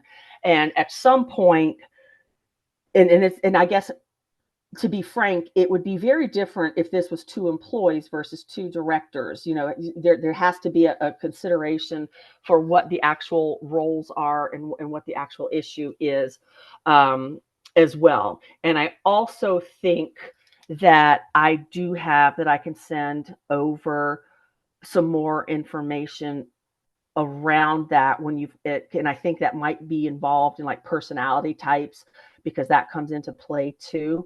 But I'll have to do some digging for that. But that is hard. So there may have to be multiple strategies, but you have to start with being able to very clearly explain what you're witnessing, that those things that can't be denied, because there can be the conflict that everyone knows it, but you have to be able to articulate what you're seeing. Charlotte, when do you know it's the right time to approach using an outside facilitator to handle an issue? So in some cases that's an automatic because if the relationships are too close, then it might not be helpful. It sometimes when if there's a power dynamic, like your conflict is between a director and an employee, then having a third party balances that out. And it could even be that if you've made attempts already and haven't gotten resolution, then you need to bring in an outsider. I've it's actually that scenario that I most often end up in mediation with individuals, because internally they've tried it and it hasn't gotten resolution. And sometimes simply the third party approach can help pull the emotion out of it, because this person doesn't have skin in the game. They may not even know the two parties involved, and they are able to listen to the situation based on the facts being shared and not adding their own color and context, because they know all the personalities and people and history behind it. So they're able to move through or navigate it a little bit more objectively. I think that's really helpful. I see one more. Can you discuss both the types of conflicts that arise and how you would handle them due to generational or perceived generational differences? So two very big issues there. But so, and I don't know that I can fairly answer this on the spot, because there's lots of things you have to balance. What type of conflict it is. Is it a conflict that is revolving from working styles, personalities? Is it a conflict that's resulting from disagreement in how a job task is being done? And then it's bringing in the personality styles and the communication styles. And then you do have to layer in the generational aspect, and knowing that, and sometimes this actually leads to the conflict, is the generational aspect, because, your younger employee is ticked off. They may fire off a text at you, and you being older, you prefer come talk to me directly kind of thing. So you have to balance all that. And I know I'm not really answering the question, because I feel like unless I'm misunderstanding, I feel like it's too loaded without some specificity. Sounds like a topic we can maybe work together, Charlotte, to develop a training on in the future. Yeah, conflict management, literally there is, we have so many modules on it, and we do full half day sessions and things on it, because there's so many elements to it. We can't do any of these topics justice in this short period of time, but yeah. I don't see any other questions in the chat box, but you have a burning one you want to add. Right now is your chance to come off mute and ensure we've talked about conflict. Certain we can circle back though if needed. Yep. And Charlotte, just for your information, Shannon had to pop off for an immediate need, but you still have both myself and Rachel Duvall in our office that's going to be monitoring the chat box for you. Okay, thank you. All right, topic 4 of 5. We're getting in the home stretch here. Building resilience. So resilience is something I don't think we talk about enough. And honestly, ever since COVID hit, that's when it really became a topic, more so than it ever had been before, because we often don't recognize when our employees are struggling to deal with conflict, or to deal with challenges, deal with stress, or anything that happens.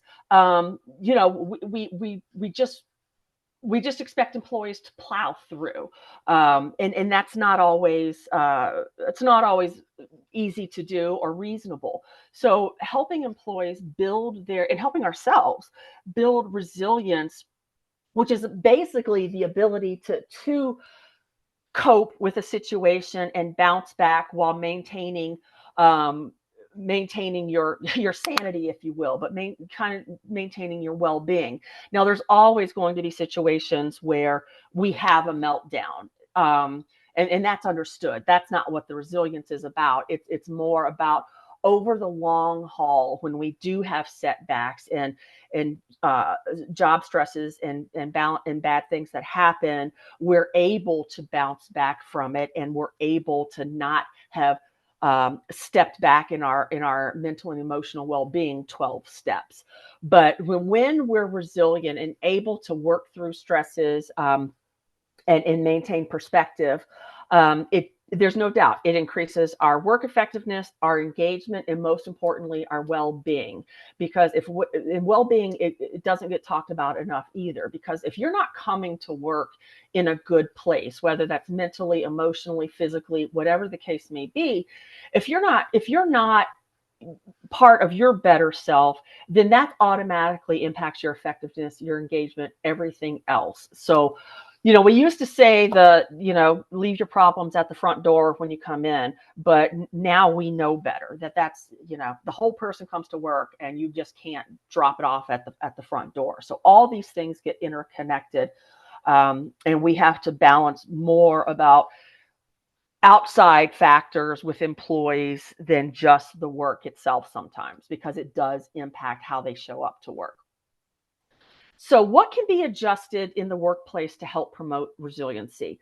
So we just kind of talked about stress. I mean, stress and resilience are directly linked, and people who are not resilient are going to be experiencing burnout, because even if there's periods of time where they're not being challenged, the stress and inability to cope and bounce back always builds upon itself. So they will continue even when a particular conflict or issue resolves.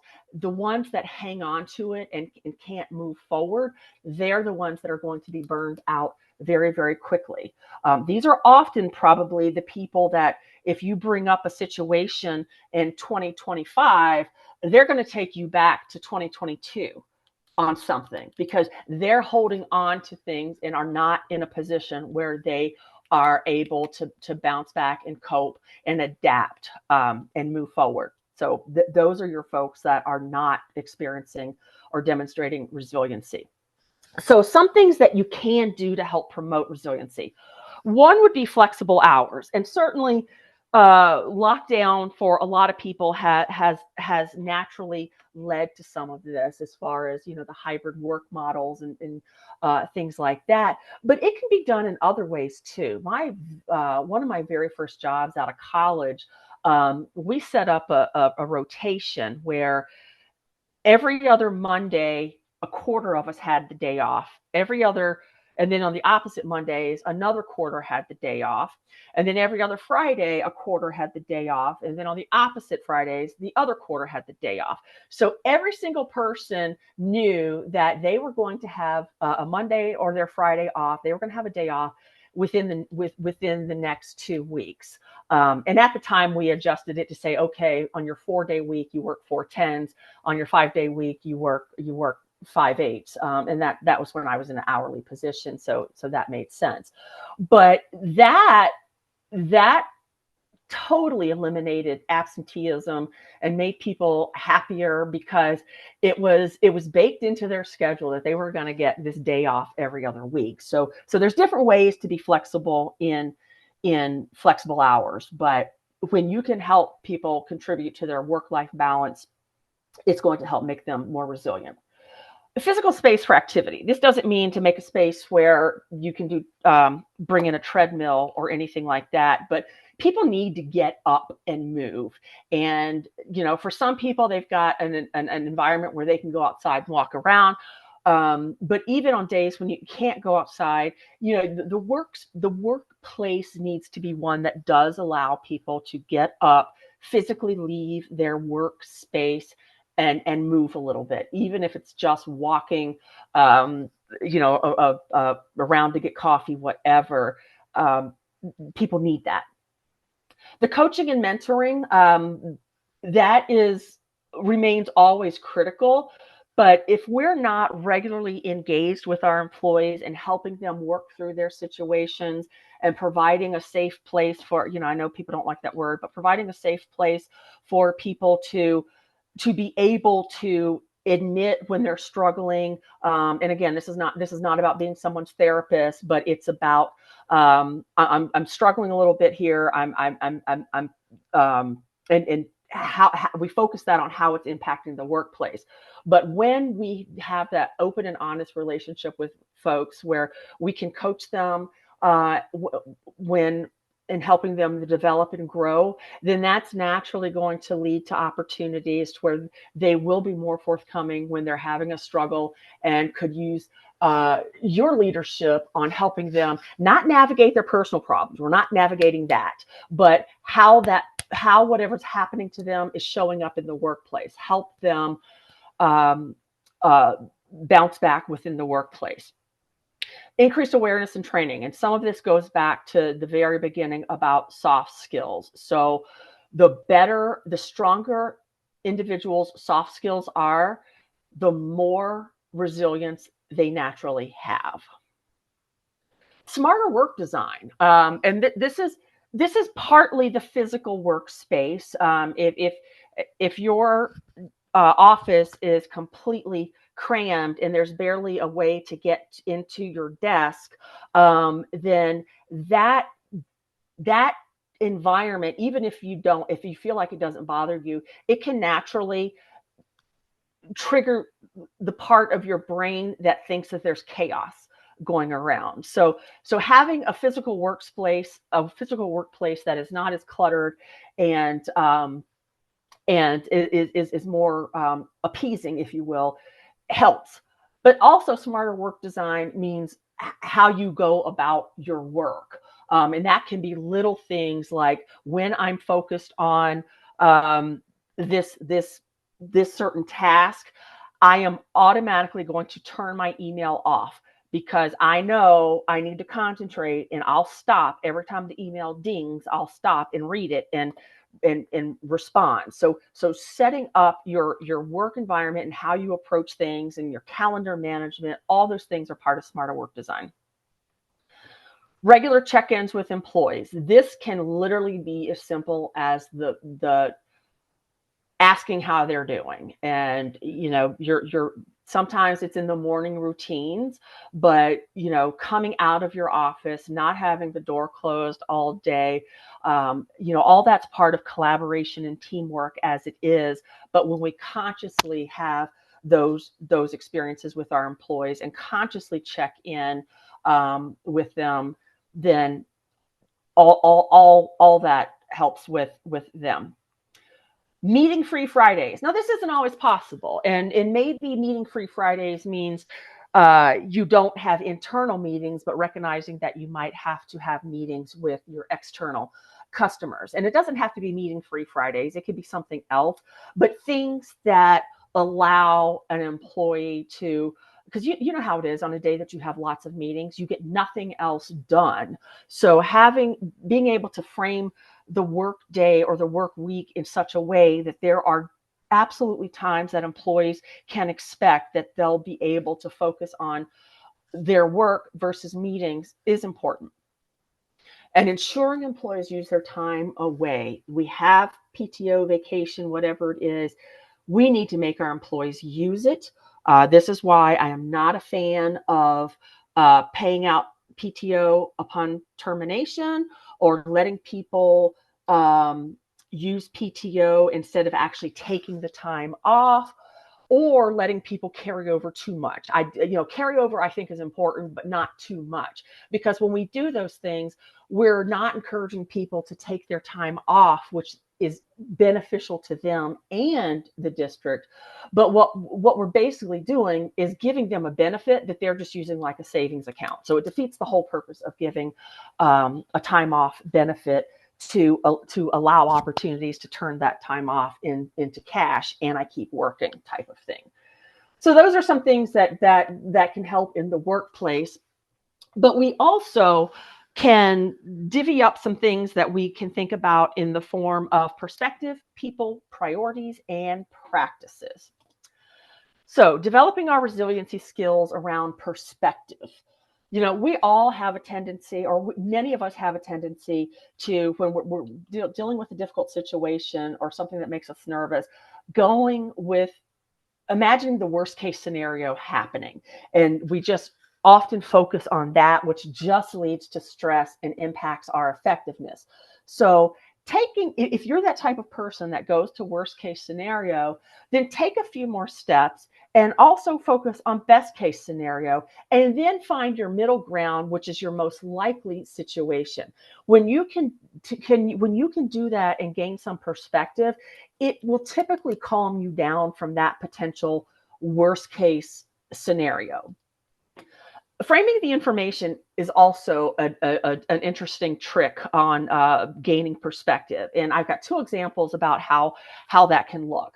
So first example, let's say you go to the grocery store and you see the ground beef is on sale. And one package says it's 80% lean, and the other package says 20% fat.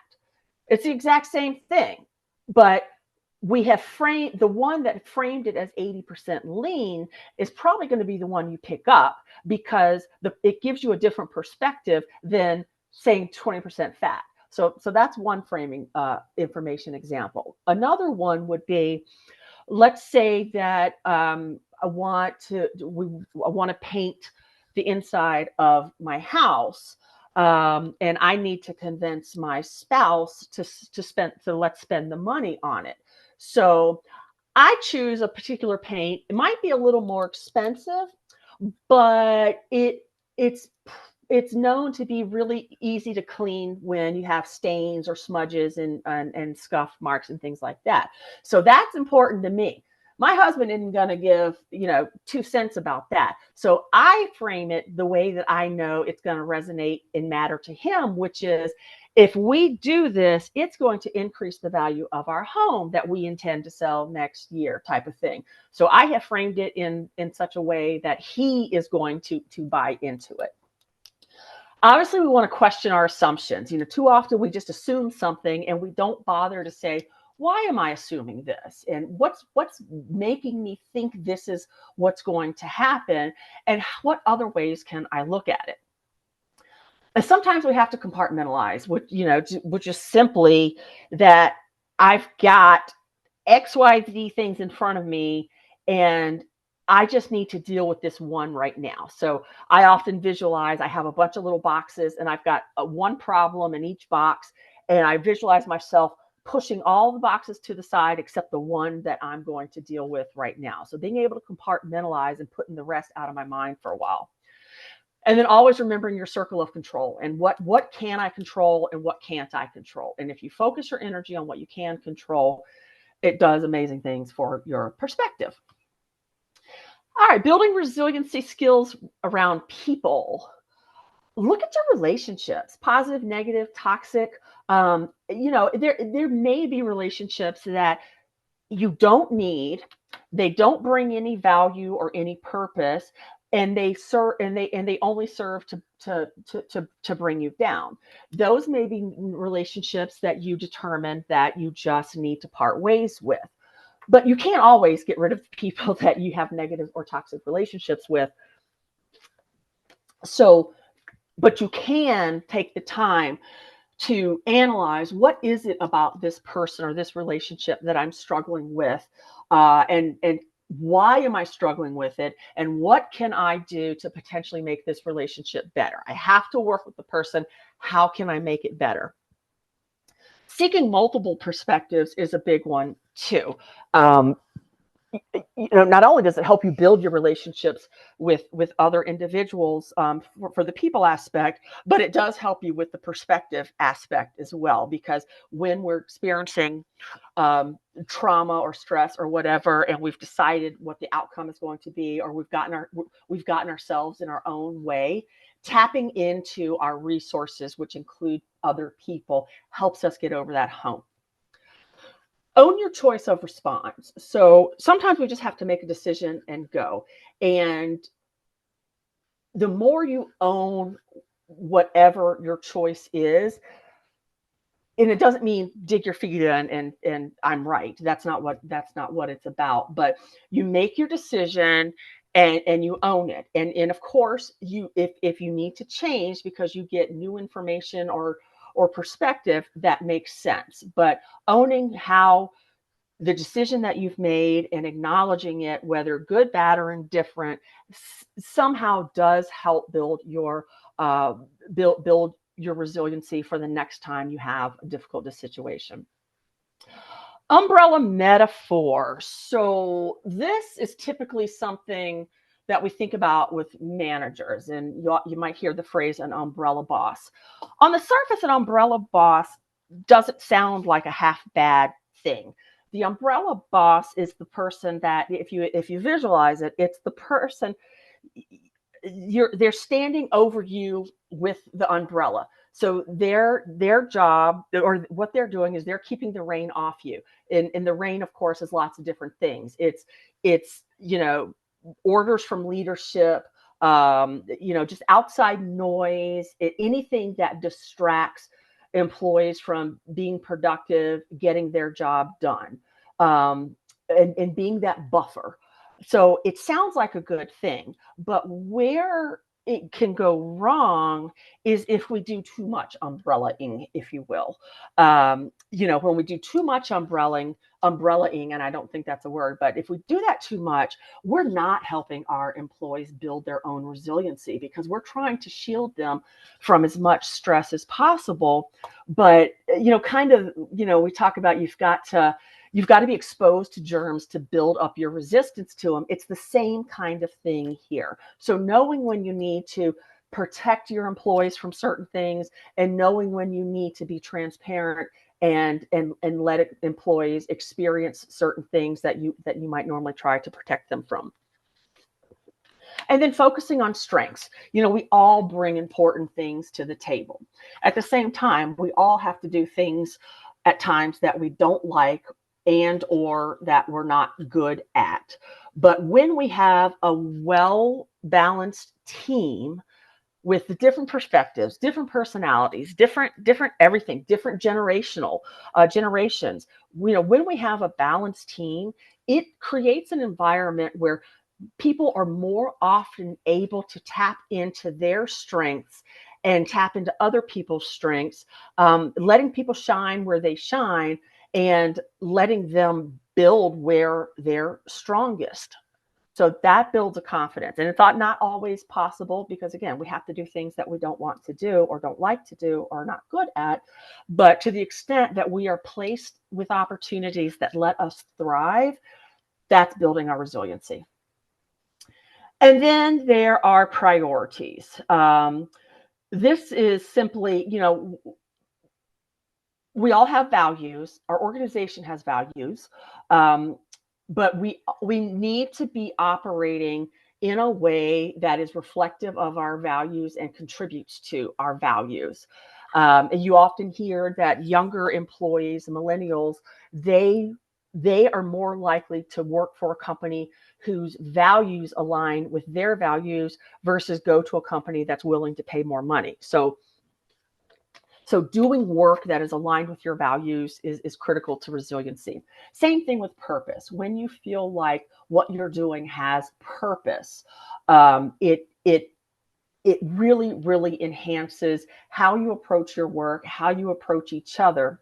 And that goes into the goal setting and achievement. When people can see that their activities link up to, it's their work, links to the department work, links to the organization's work, that type of thing. When they can make those connections and have goals that are all aligned to the greater purpose, which are also aligned with their values, then that is going to help develop the resiliency also. And as with any other goal setting, whether it's performance management, setting personal goals, whatever, actually charting your progress to see if you've made a commitment to yourself to do X, Y, Z, and keeping up with, am I actually getting this done? Because if I'm not, then it's just like a New Year's resolution. It's just worthless. You say you're going to do it, and then nothing ever happens. So if you hold yourself accountable and chart that progress, and reach that goal, and that builds the confidence, which naturally increases your resiliency. And then finally, practices, all the things that we know that we need to be doing for ourselves, but not having the adequate sleep, proper hydration, a positive attitude, taking time to be mindful of you and yourself and your space and your thoughts and feelings. Inadequate nutrition and activity levels, and not being able to find humor in situations. I mean, those day-to-day things directly reflect how we interact with each other, how we approach our work, and everything. So if we can put some focus on these things in our day-to-day activities, then that naturally helps build up our resilience as well. Any questions before we move on to our final topic? You had one from Mr. Lund, if you wanted to come off mute and elaborate. That was early on in that section about what would be effective availability for higher levels of management. Specifically, I think that's coming from a director. What level of availability would be the best? I'm not sure I'm understanding the. Yeah, I think that one was early on. Mr. Lund, can you come off mute and make sure we understand?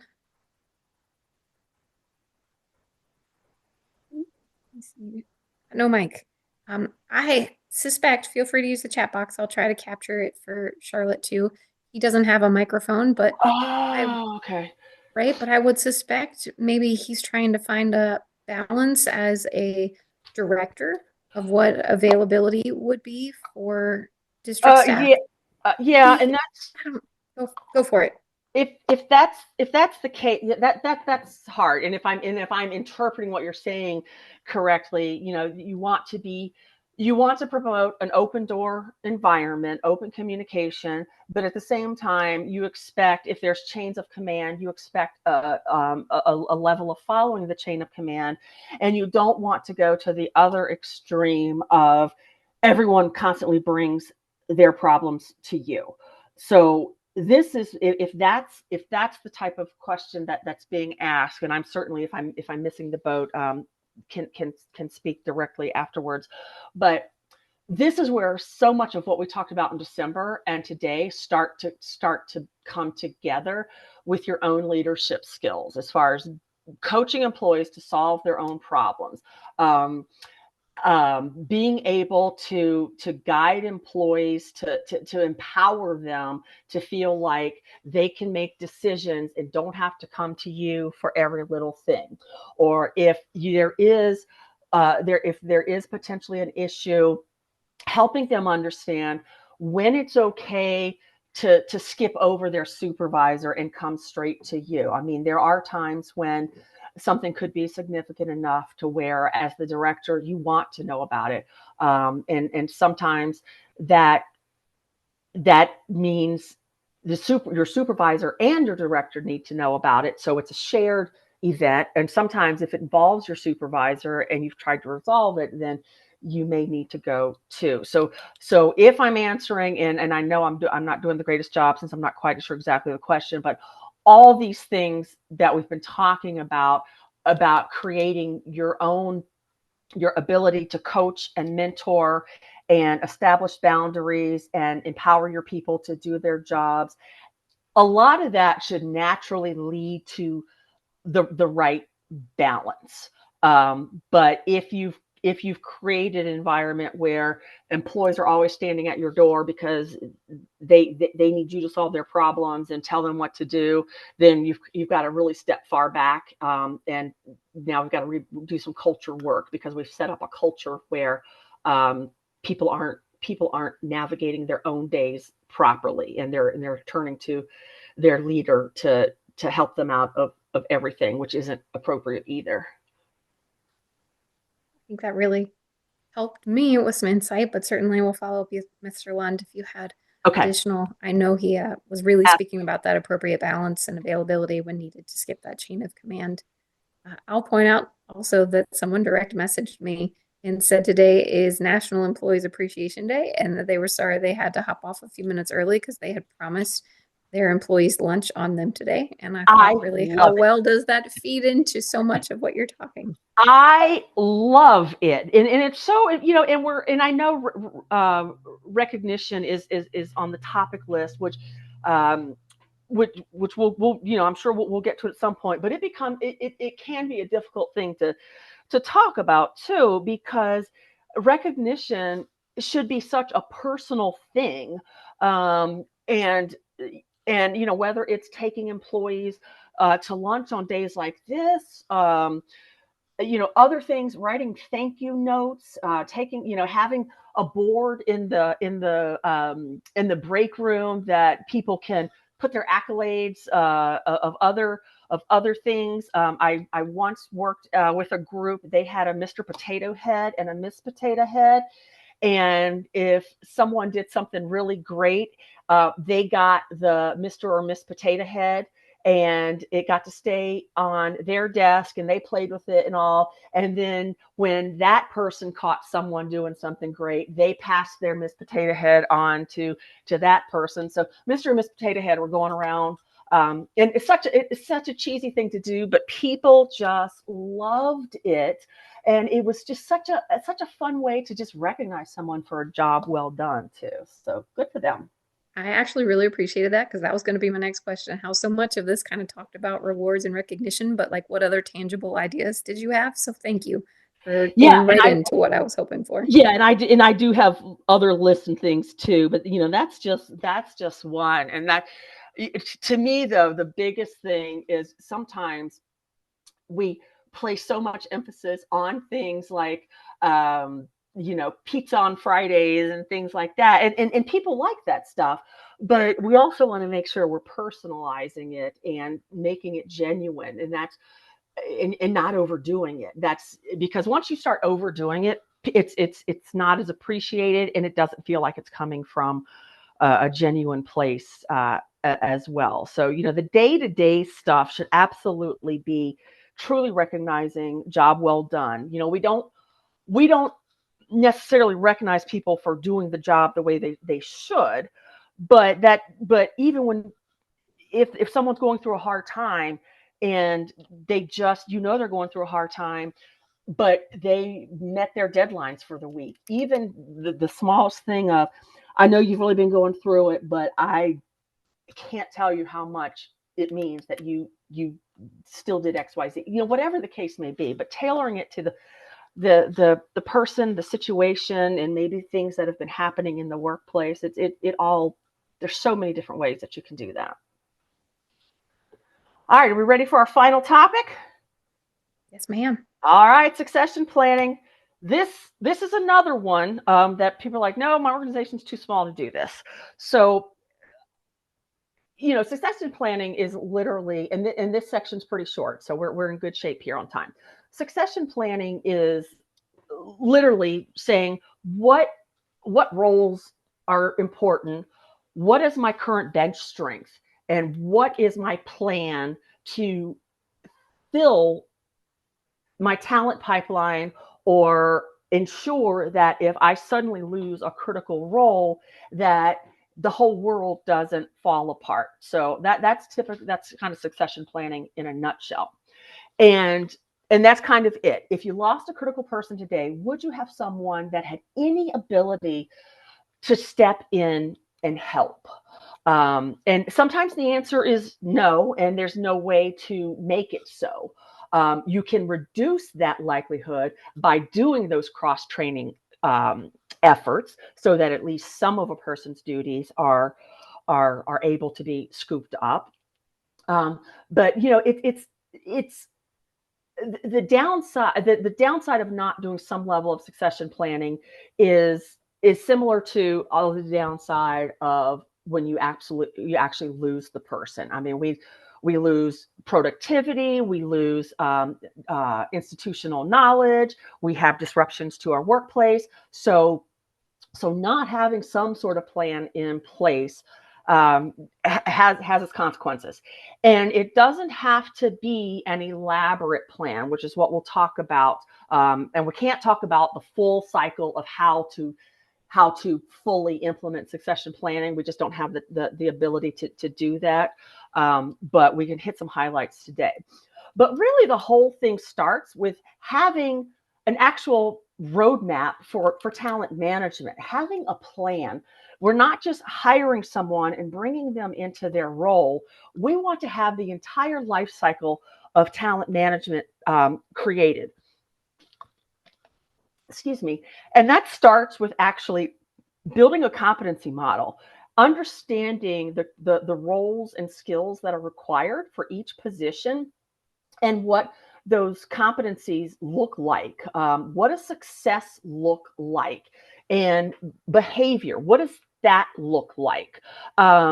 And when I think of competencies, one of the examples that I often use is if my sales target or any target, if I'm supposed to sell $1 million in widgets this year, and I actually do it, that's great on the performance aspect. But if I did it by stealing my colleagues' leads, then I didn't go about that the right way. So I'm suffering in the competency section. So it's important to understand what success looks like in a role. I've dealt with this a lot when COVID happened, and I never realized how many managers really couldn't define what success in a role looked like, because once it went to work from home, they got so focused on whether or not their employees were working, or were they at target when they should have been working, all these things. And it made me realize that so many managers had maybe never really looked at what success in a role looks like, and just sort of, if you're here every day, we call it the butts and seats. If you're here every day, then, unless there's an obvious problem, you must be doing okay. Because when they had to take attendance out, or physically seeing you from Monday through Friday 9 to 5 or whatever, when they had to take that out of the equation, they had a much harder time being able to say, what does it really look like to be successful in this role? So building a model. And then being deliberate with your recruitment processes. I mean, sometimes you hire for roles where this role is what it is. Maybe there are a few cross-training opportunities, but that's that. But sometimes you can hire for roles that you can do so intentionally with the thought that, okay, I may need to start this person here because that's the role that's developed, that's available, but I have an opportunity to catch talent that may directly build into future growth with some sort of succession planning. So being thoughtful with your recruitment and truly trying to hire the right people. Certainly there's the whole performance management aspect, setting objectives, doing your one-on-ones and check-ins, doing your annual process if you choose to do an annual process. So all that goes into it.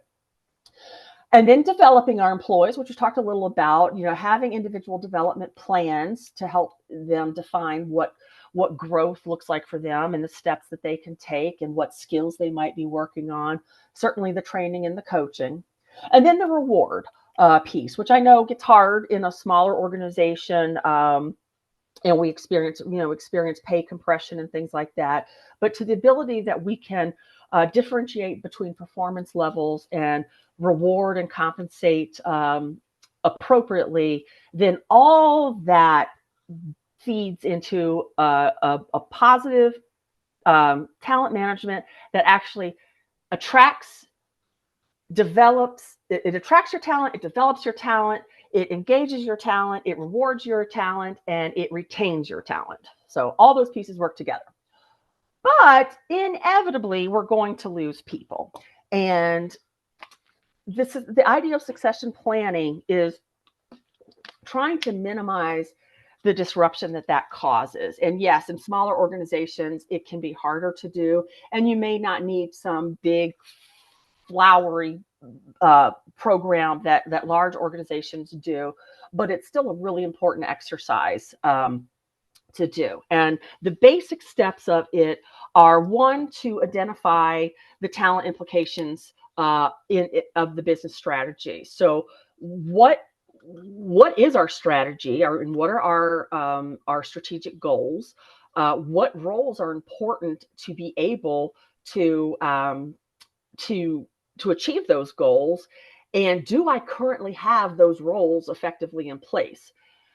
And then we have to define our actual needs. So what actual talent do I need? This is being able to define what success looks like in a role. So what do I actually need? Do I have it? And what does, not just what the person is doing, but the skill sets, behaviors, all those things that are required in each role. Do I have that? And that's when you move into analyzing your individual talent portfolio, to look at, do the people I have now, can they move anywhere? Do I have the skills that we're going to need for the future? Because you need to think, not just do I have the right talent now, but do I have the right talent to help us to the next level, or for what I know is going to be our big push for next year? Do I have that talent? If you've got star performers, what's their next move? And is there a place for them possibly to stay within the organization? And that's when you kind of look at what's your risk of losing potential talent, and being able to identify ways that you can mitigate that risk. And then, how am I getting my talent? If I lose a person tomorrow, do I even know where I can go look to try to find a person? And the more the answer is no, then the more you need to look to internal resources to at least have a basic plan together.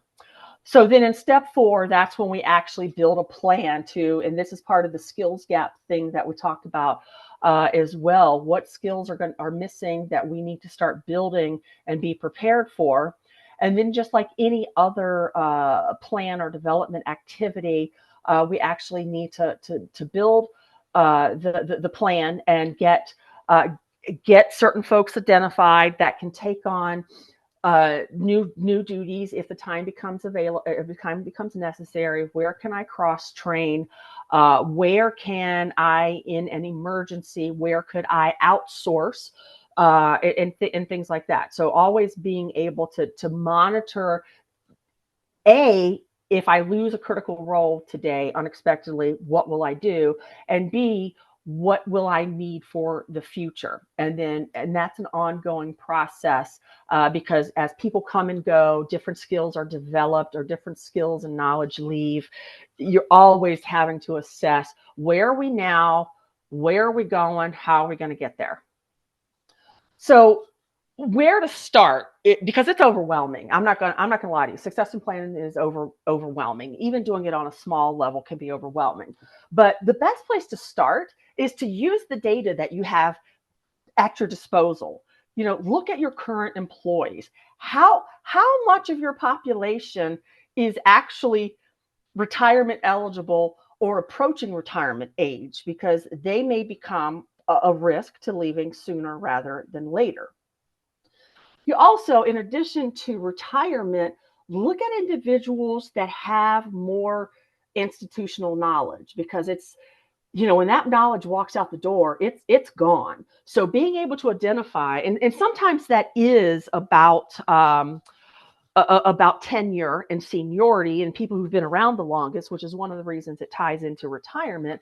But sometimes it's about a role that is so specialized, and is such a mission critical role, that if that person leaves, it can temporarily halt your ability to achieve your mission. So don't just assume older employees are the only source of critical institutional knowledge. So looking at your current employees, and I have an example on the next screen for that. But looking at your current employees to see, do you have any sort of pipeline that you can be building? And maybe no employee is going to have all the skills or all the needs, but if you identify, little pieces of of opportunity and skills and experiences that individual employees have, then suddenly you can start to see areas that you could potentially grow and develop so that employees are more ready to pivot and step in if there is unexpected departure. You also need to look at your traditional hiring and separation trends. So if you typically, for example, see more turnover in the fall, that's just one metric to look at, but then you probably are going to be more mindful of, when you come around to the fall season, about do I have the talent that I need if I start losing people's. And you can, the season is just one metric, but look at all of it. Do you typically see more people leave in this position and fewer people leave in these positions? So which positions have the turnover type thing? So just look at all your trends. And that is what will help you identify your areas that may experience future turnover. And at the same time, with future turnover, it can also identify where you have the most risk on losing knowledge and skills if this person unexpectedly leaves. So demographics, I know if you only have a few people, you're like, there's only so many ways I can look at demographics, and I get it. I agree. But if you just think about, like, even think about your past people who've left. When Sally left last year in that role, what issues did it create that I can attempt to solve now, so with the next person leaves, I can resolve? A big one too with retirement is, do you have people that tend to stay around after their retirement eligibility date? And that is good in the one sense, but it also helps you be more proactive in obtaining that institutional knowledge, or having a phased out approach. With, as this person is phasing out, you're ramping up someone else. So really understanding, just because people can retire now, when are they actually typically leaving? Obviously, your high turnover areas need attention, because if you frequently have people coming and going from a particular position, probably needs to be a better foundation on how individuals can step in. And then at the same time, look at the positions that take the longest to fill and are the hardest to fill, because if someone leaves that position, then you can expect that there's a good chance it's going to be open for quite some time. So the more you have people within who can fill in those gaps, the less stressful it will be, and it will increase the likelihood that in your recruitment process, you hire the right candidate versus trying to hire the warm body. Because if you hire the warm body, inevitably you're going to be going through the same process with the turnover again. Now, this is my last slide. This is just one example of a succession planning model. There are a number of them out there, but I think the 9-box model is probably one of the more popular, because it's easy to visualize, and it's about basically plotting your people in these different boxes based on their high, medium, low for performance, and based on their high, medium, low for their potential. And once you start to plop people into these boxes, then it helps you identify where your best opportunities to start developing your talent lies, to have those individuals that have the ability to step in becomes more visible. Now, this is a subjective process, so it's not foolproof by any stretch. But if you can have a very thoughtful, and there are plenty of documents behind the 9-box model on how to actually go about doing it and how to do it objectively. So there's lots of training behind it.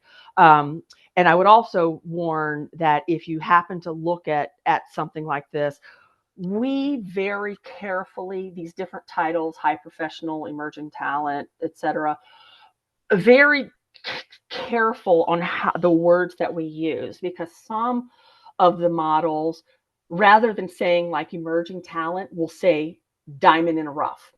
And rather than say immediate improvement required, might say this person needs to be fired or on a performance improvement plan. And I don't like those, because the downside, or one of the dangers of something like this, is that we plot people into a box. We put this label on them, like, why are you even here? Or diamond in the rough, or rock star. We put this label on them, and then that starts to take the objectivity out of our process, and also can stop allowing us to continually monitor the process and make sure that we're growing internal talent and helping those that can help us fill in gaps to do so. So that's a horribly quick and painful look at succession planning, but I hope it just gives you a small idea of there are ways, even in a small organization, you can start to think about, how do I ensure I don't get caught with my pants down if a critical person leaves. And with that,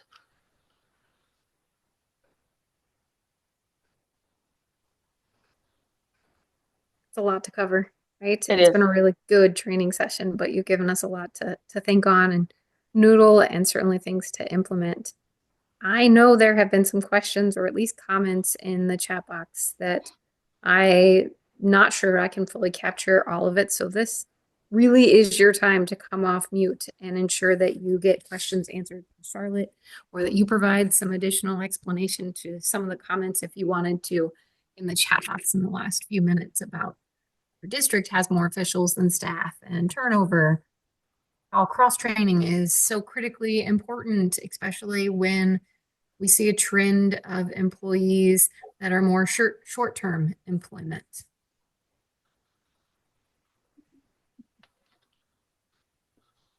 Thank you, Keith. There's a lot of people giving you support and praise for some of the topics you covered in the chat box.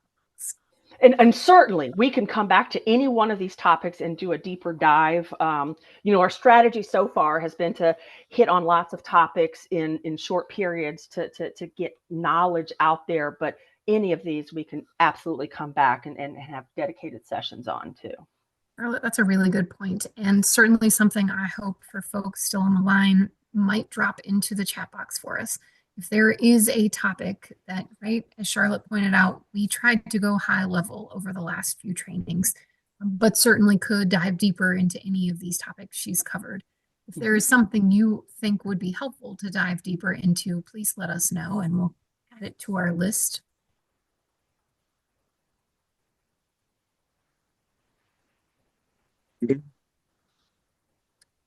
Wayne, I think I heard you. Go ahead. So I got a question for Charlotte. Yes, sir. We were talking about staff meetings earlier in the morning, and most districts have staff meetings, whether they're weekly, bi-weekly, or monthly. My question, can you discuss briefly the benefits of a district chair or personnel committee chair attending a staff meeting on a limited basis? Yeah, and I think and you guys know this is just better than anyone. You have to be careful with that to an extent, because different boards interact with staff in different ways. And there's always possibility that when a chair is there, that there may not be as much discussion. And that is recognizing what is the board's relationship with staff and how does staff view the board. But if there's this more of an open relationship, and there is a more of an open flow of communication, maybe once a quarter, it makes sense. And maybe there's a little strategy around what that staff meeting looks like to ensure any topics discussed are okay for the chair to hear and employees would be comfortable with. But, to me, that's part of visible leadership. And there aren't a whole lot of downsides to visible leadership. And I think it also can help people. Everyone keeps rowing in the same page. I'm in the same page. Everyone keeps rowing in the same direction.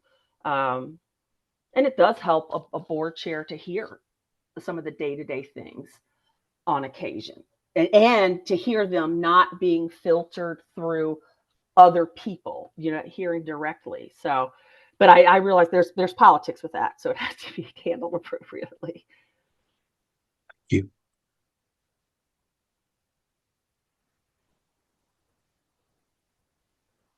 Others with specific questions, or even wanting to talk about what you'd really like to see in the future for Charlotte and a training session to focus on?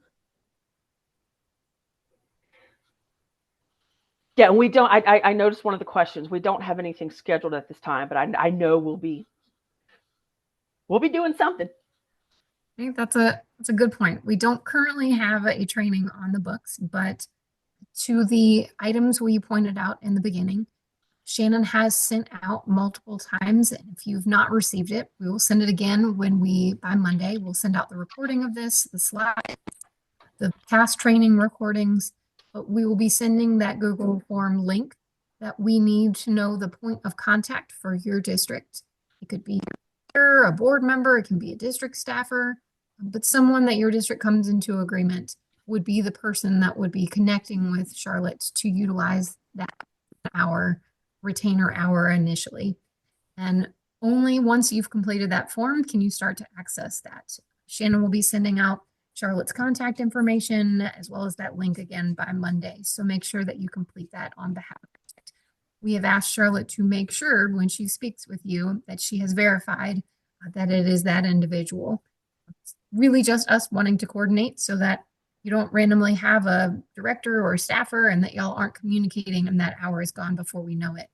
But honestly, it is any question of relevance to your district, Charlotte. What we also recognize is that Charlotte will let us know. We've asked for her to collect and keep track of those hours, but to share with us the topics that are coming to her. I do not want to know your specific personnel issues, but I want to know from Charlotte if I've had 3 districts contact the same issue, for us to be able to elevate that and actually do a training specific to it so that you can utilize your retainer hours to really get in the weeds of needs. It is also our intent that Charlotte may be joining us at Graves Mountain. We're working with the Employee Association to see if that is possible. So maybe if you haven't used your retainer hour by that point, we can see if she would offer something there at Graves. But either way, that August date is important because every district will have an opportunity to use their up to 1 hour retainer hour by the end of August timeframe. Again, Shannon will be sending this all out again. If you do not use it by the August timeframe, then all of the remaining hours will go into a banked pool and any district, first come, first serve. But to at least start, we wanted to ensure we had some equity across the board for all districts to utilize. Charlotte, if I captured that well enough, or I think so. Yep.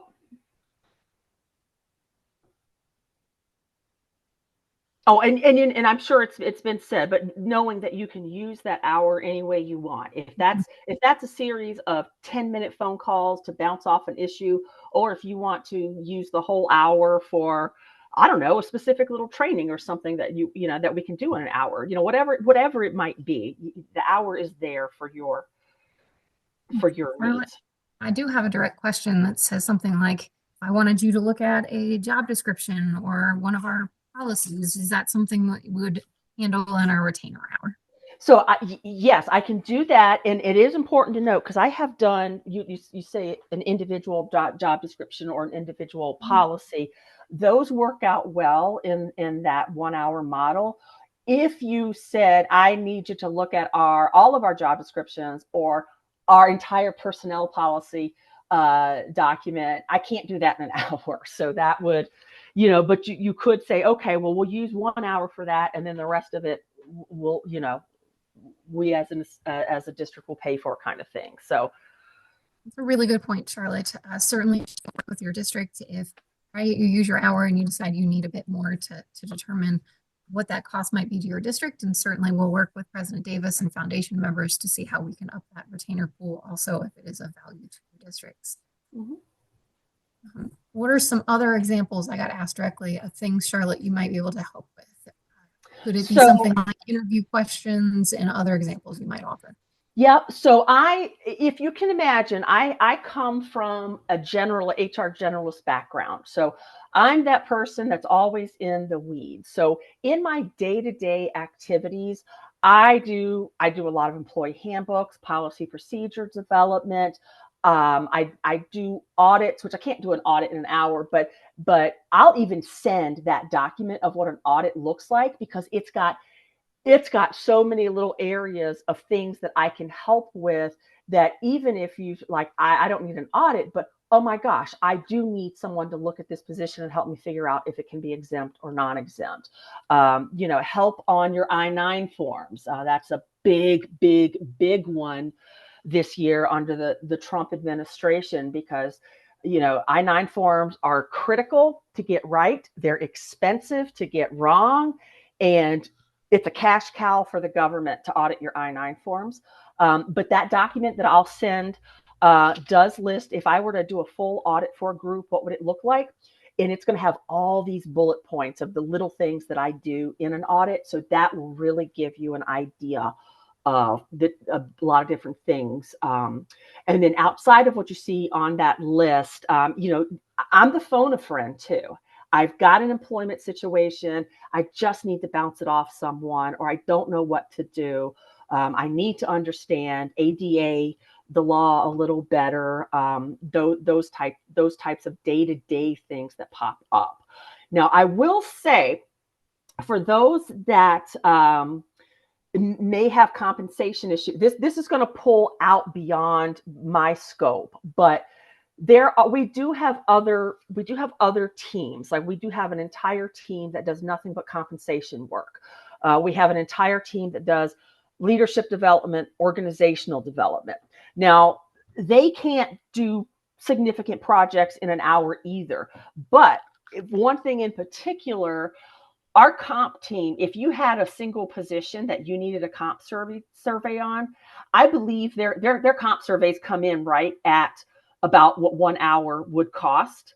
So you could even, you could say, I need a comp survey for this one position. You could only get one for that 1 hour, but it is something that could happen. But in a larger picture, we do have a comp team that does comp surveys. So, but I think the document that I'm going to forward will help. Charlotte, I really appreciate you diving into that a bit. I think there's a lot of resources that we will gather from Charlotte that she alluded to, as well as her slides and the reporting. So give us till early next week to pull it all together. And again, share your point of contact with us about what next steps are with Charlotte and how you will utilize these hours with your own local district. And it was a really good reminder for me, Charlotte, you and I had previously talked. Before the end of the day, I will shoot you an email with the association's salary study that we did just over 2 years ago now that I think about it. Certainly it was relevant. All districts participated. It provided a platform to really change at some local districts the compensation process, but it is I had talked about wanting to explore an update to if districts were interested.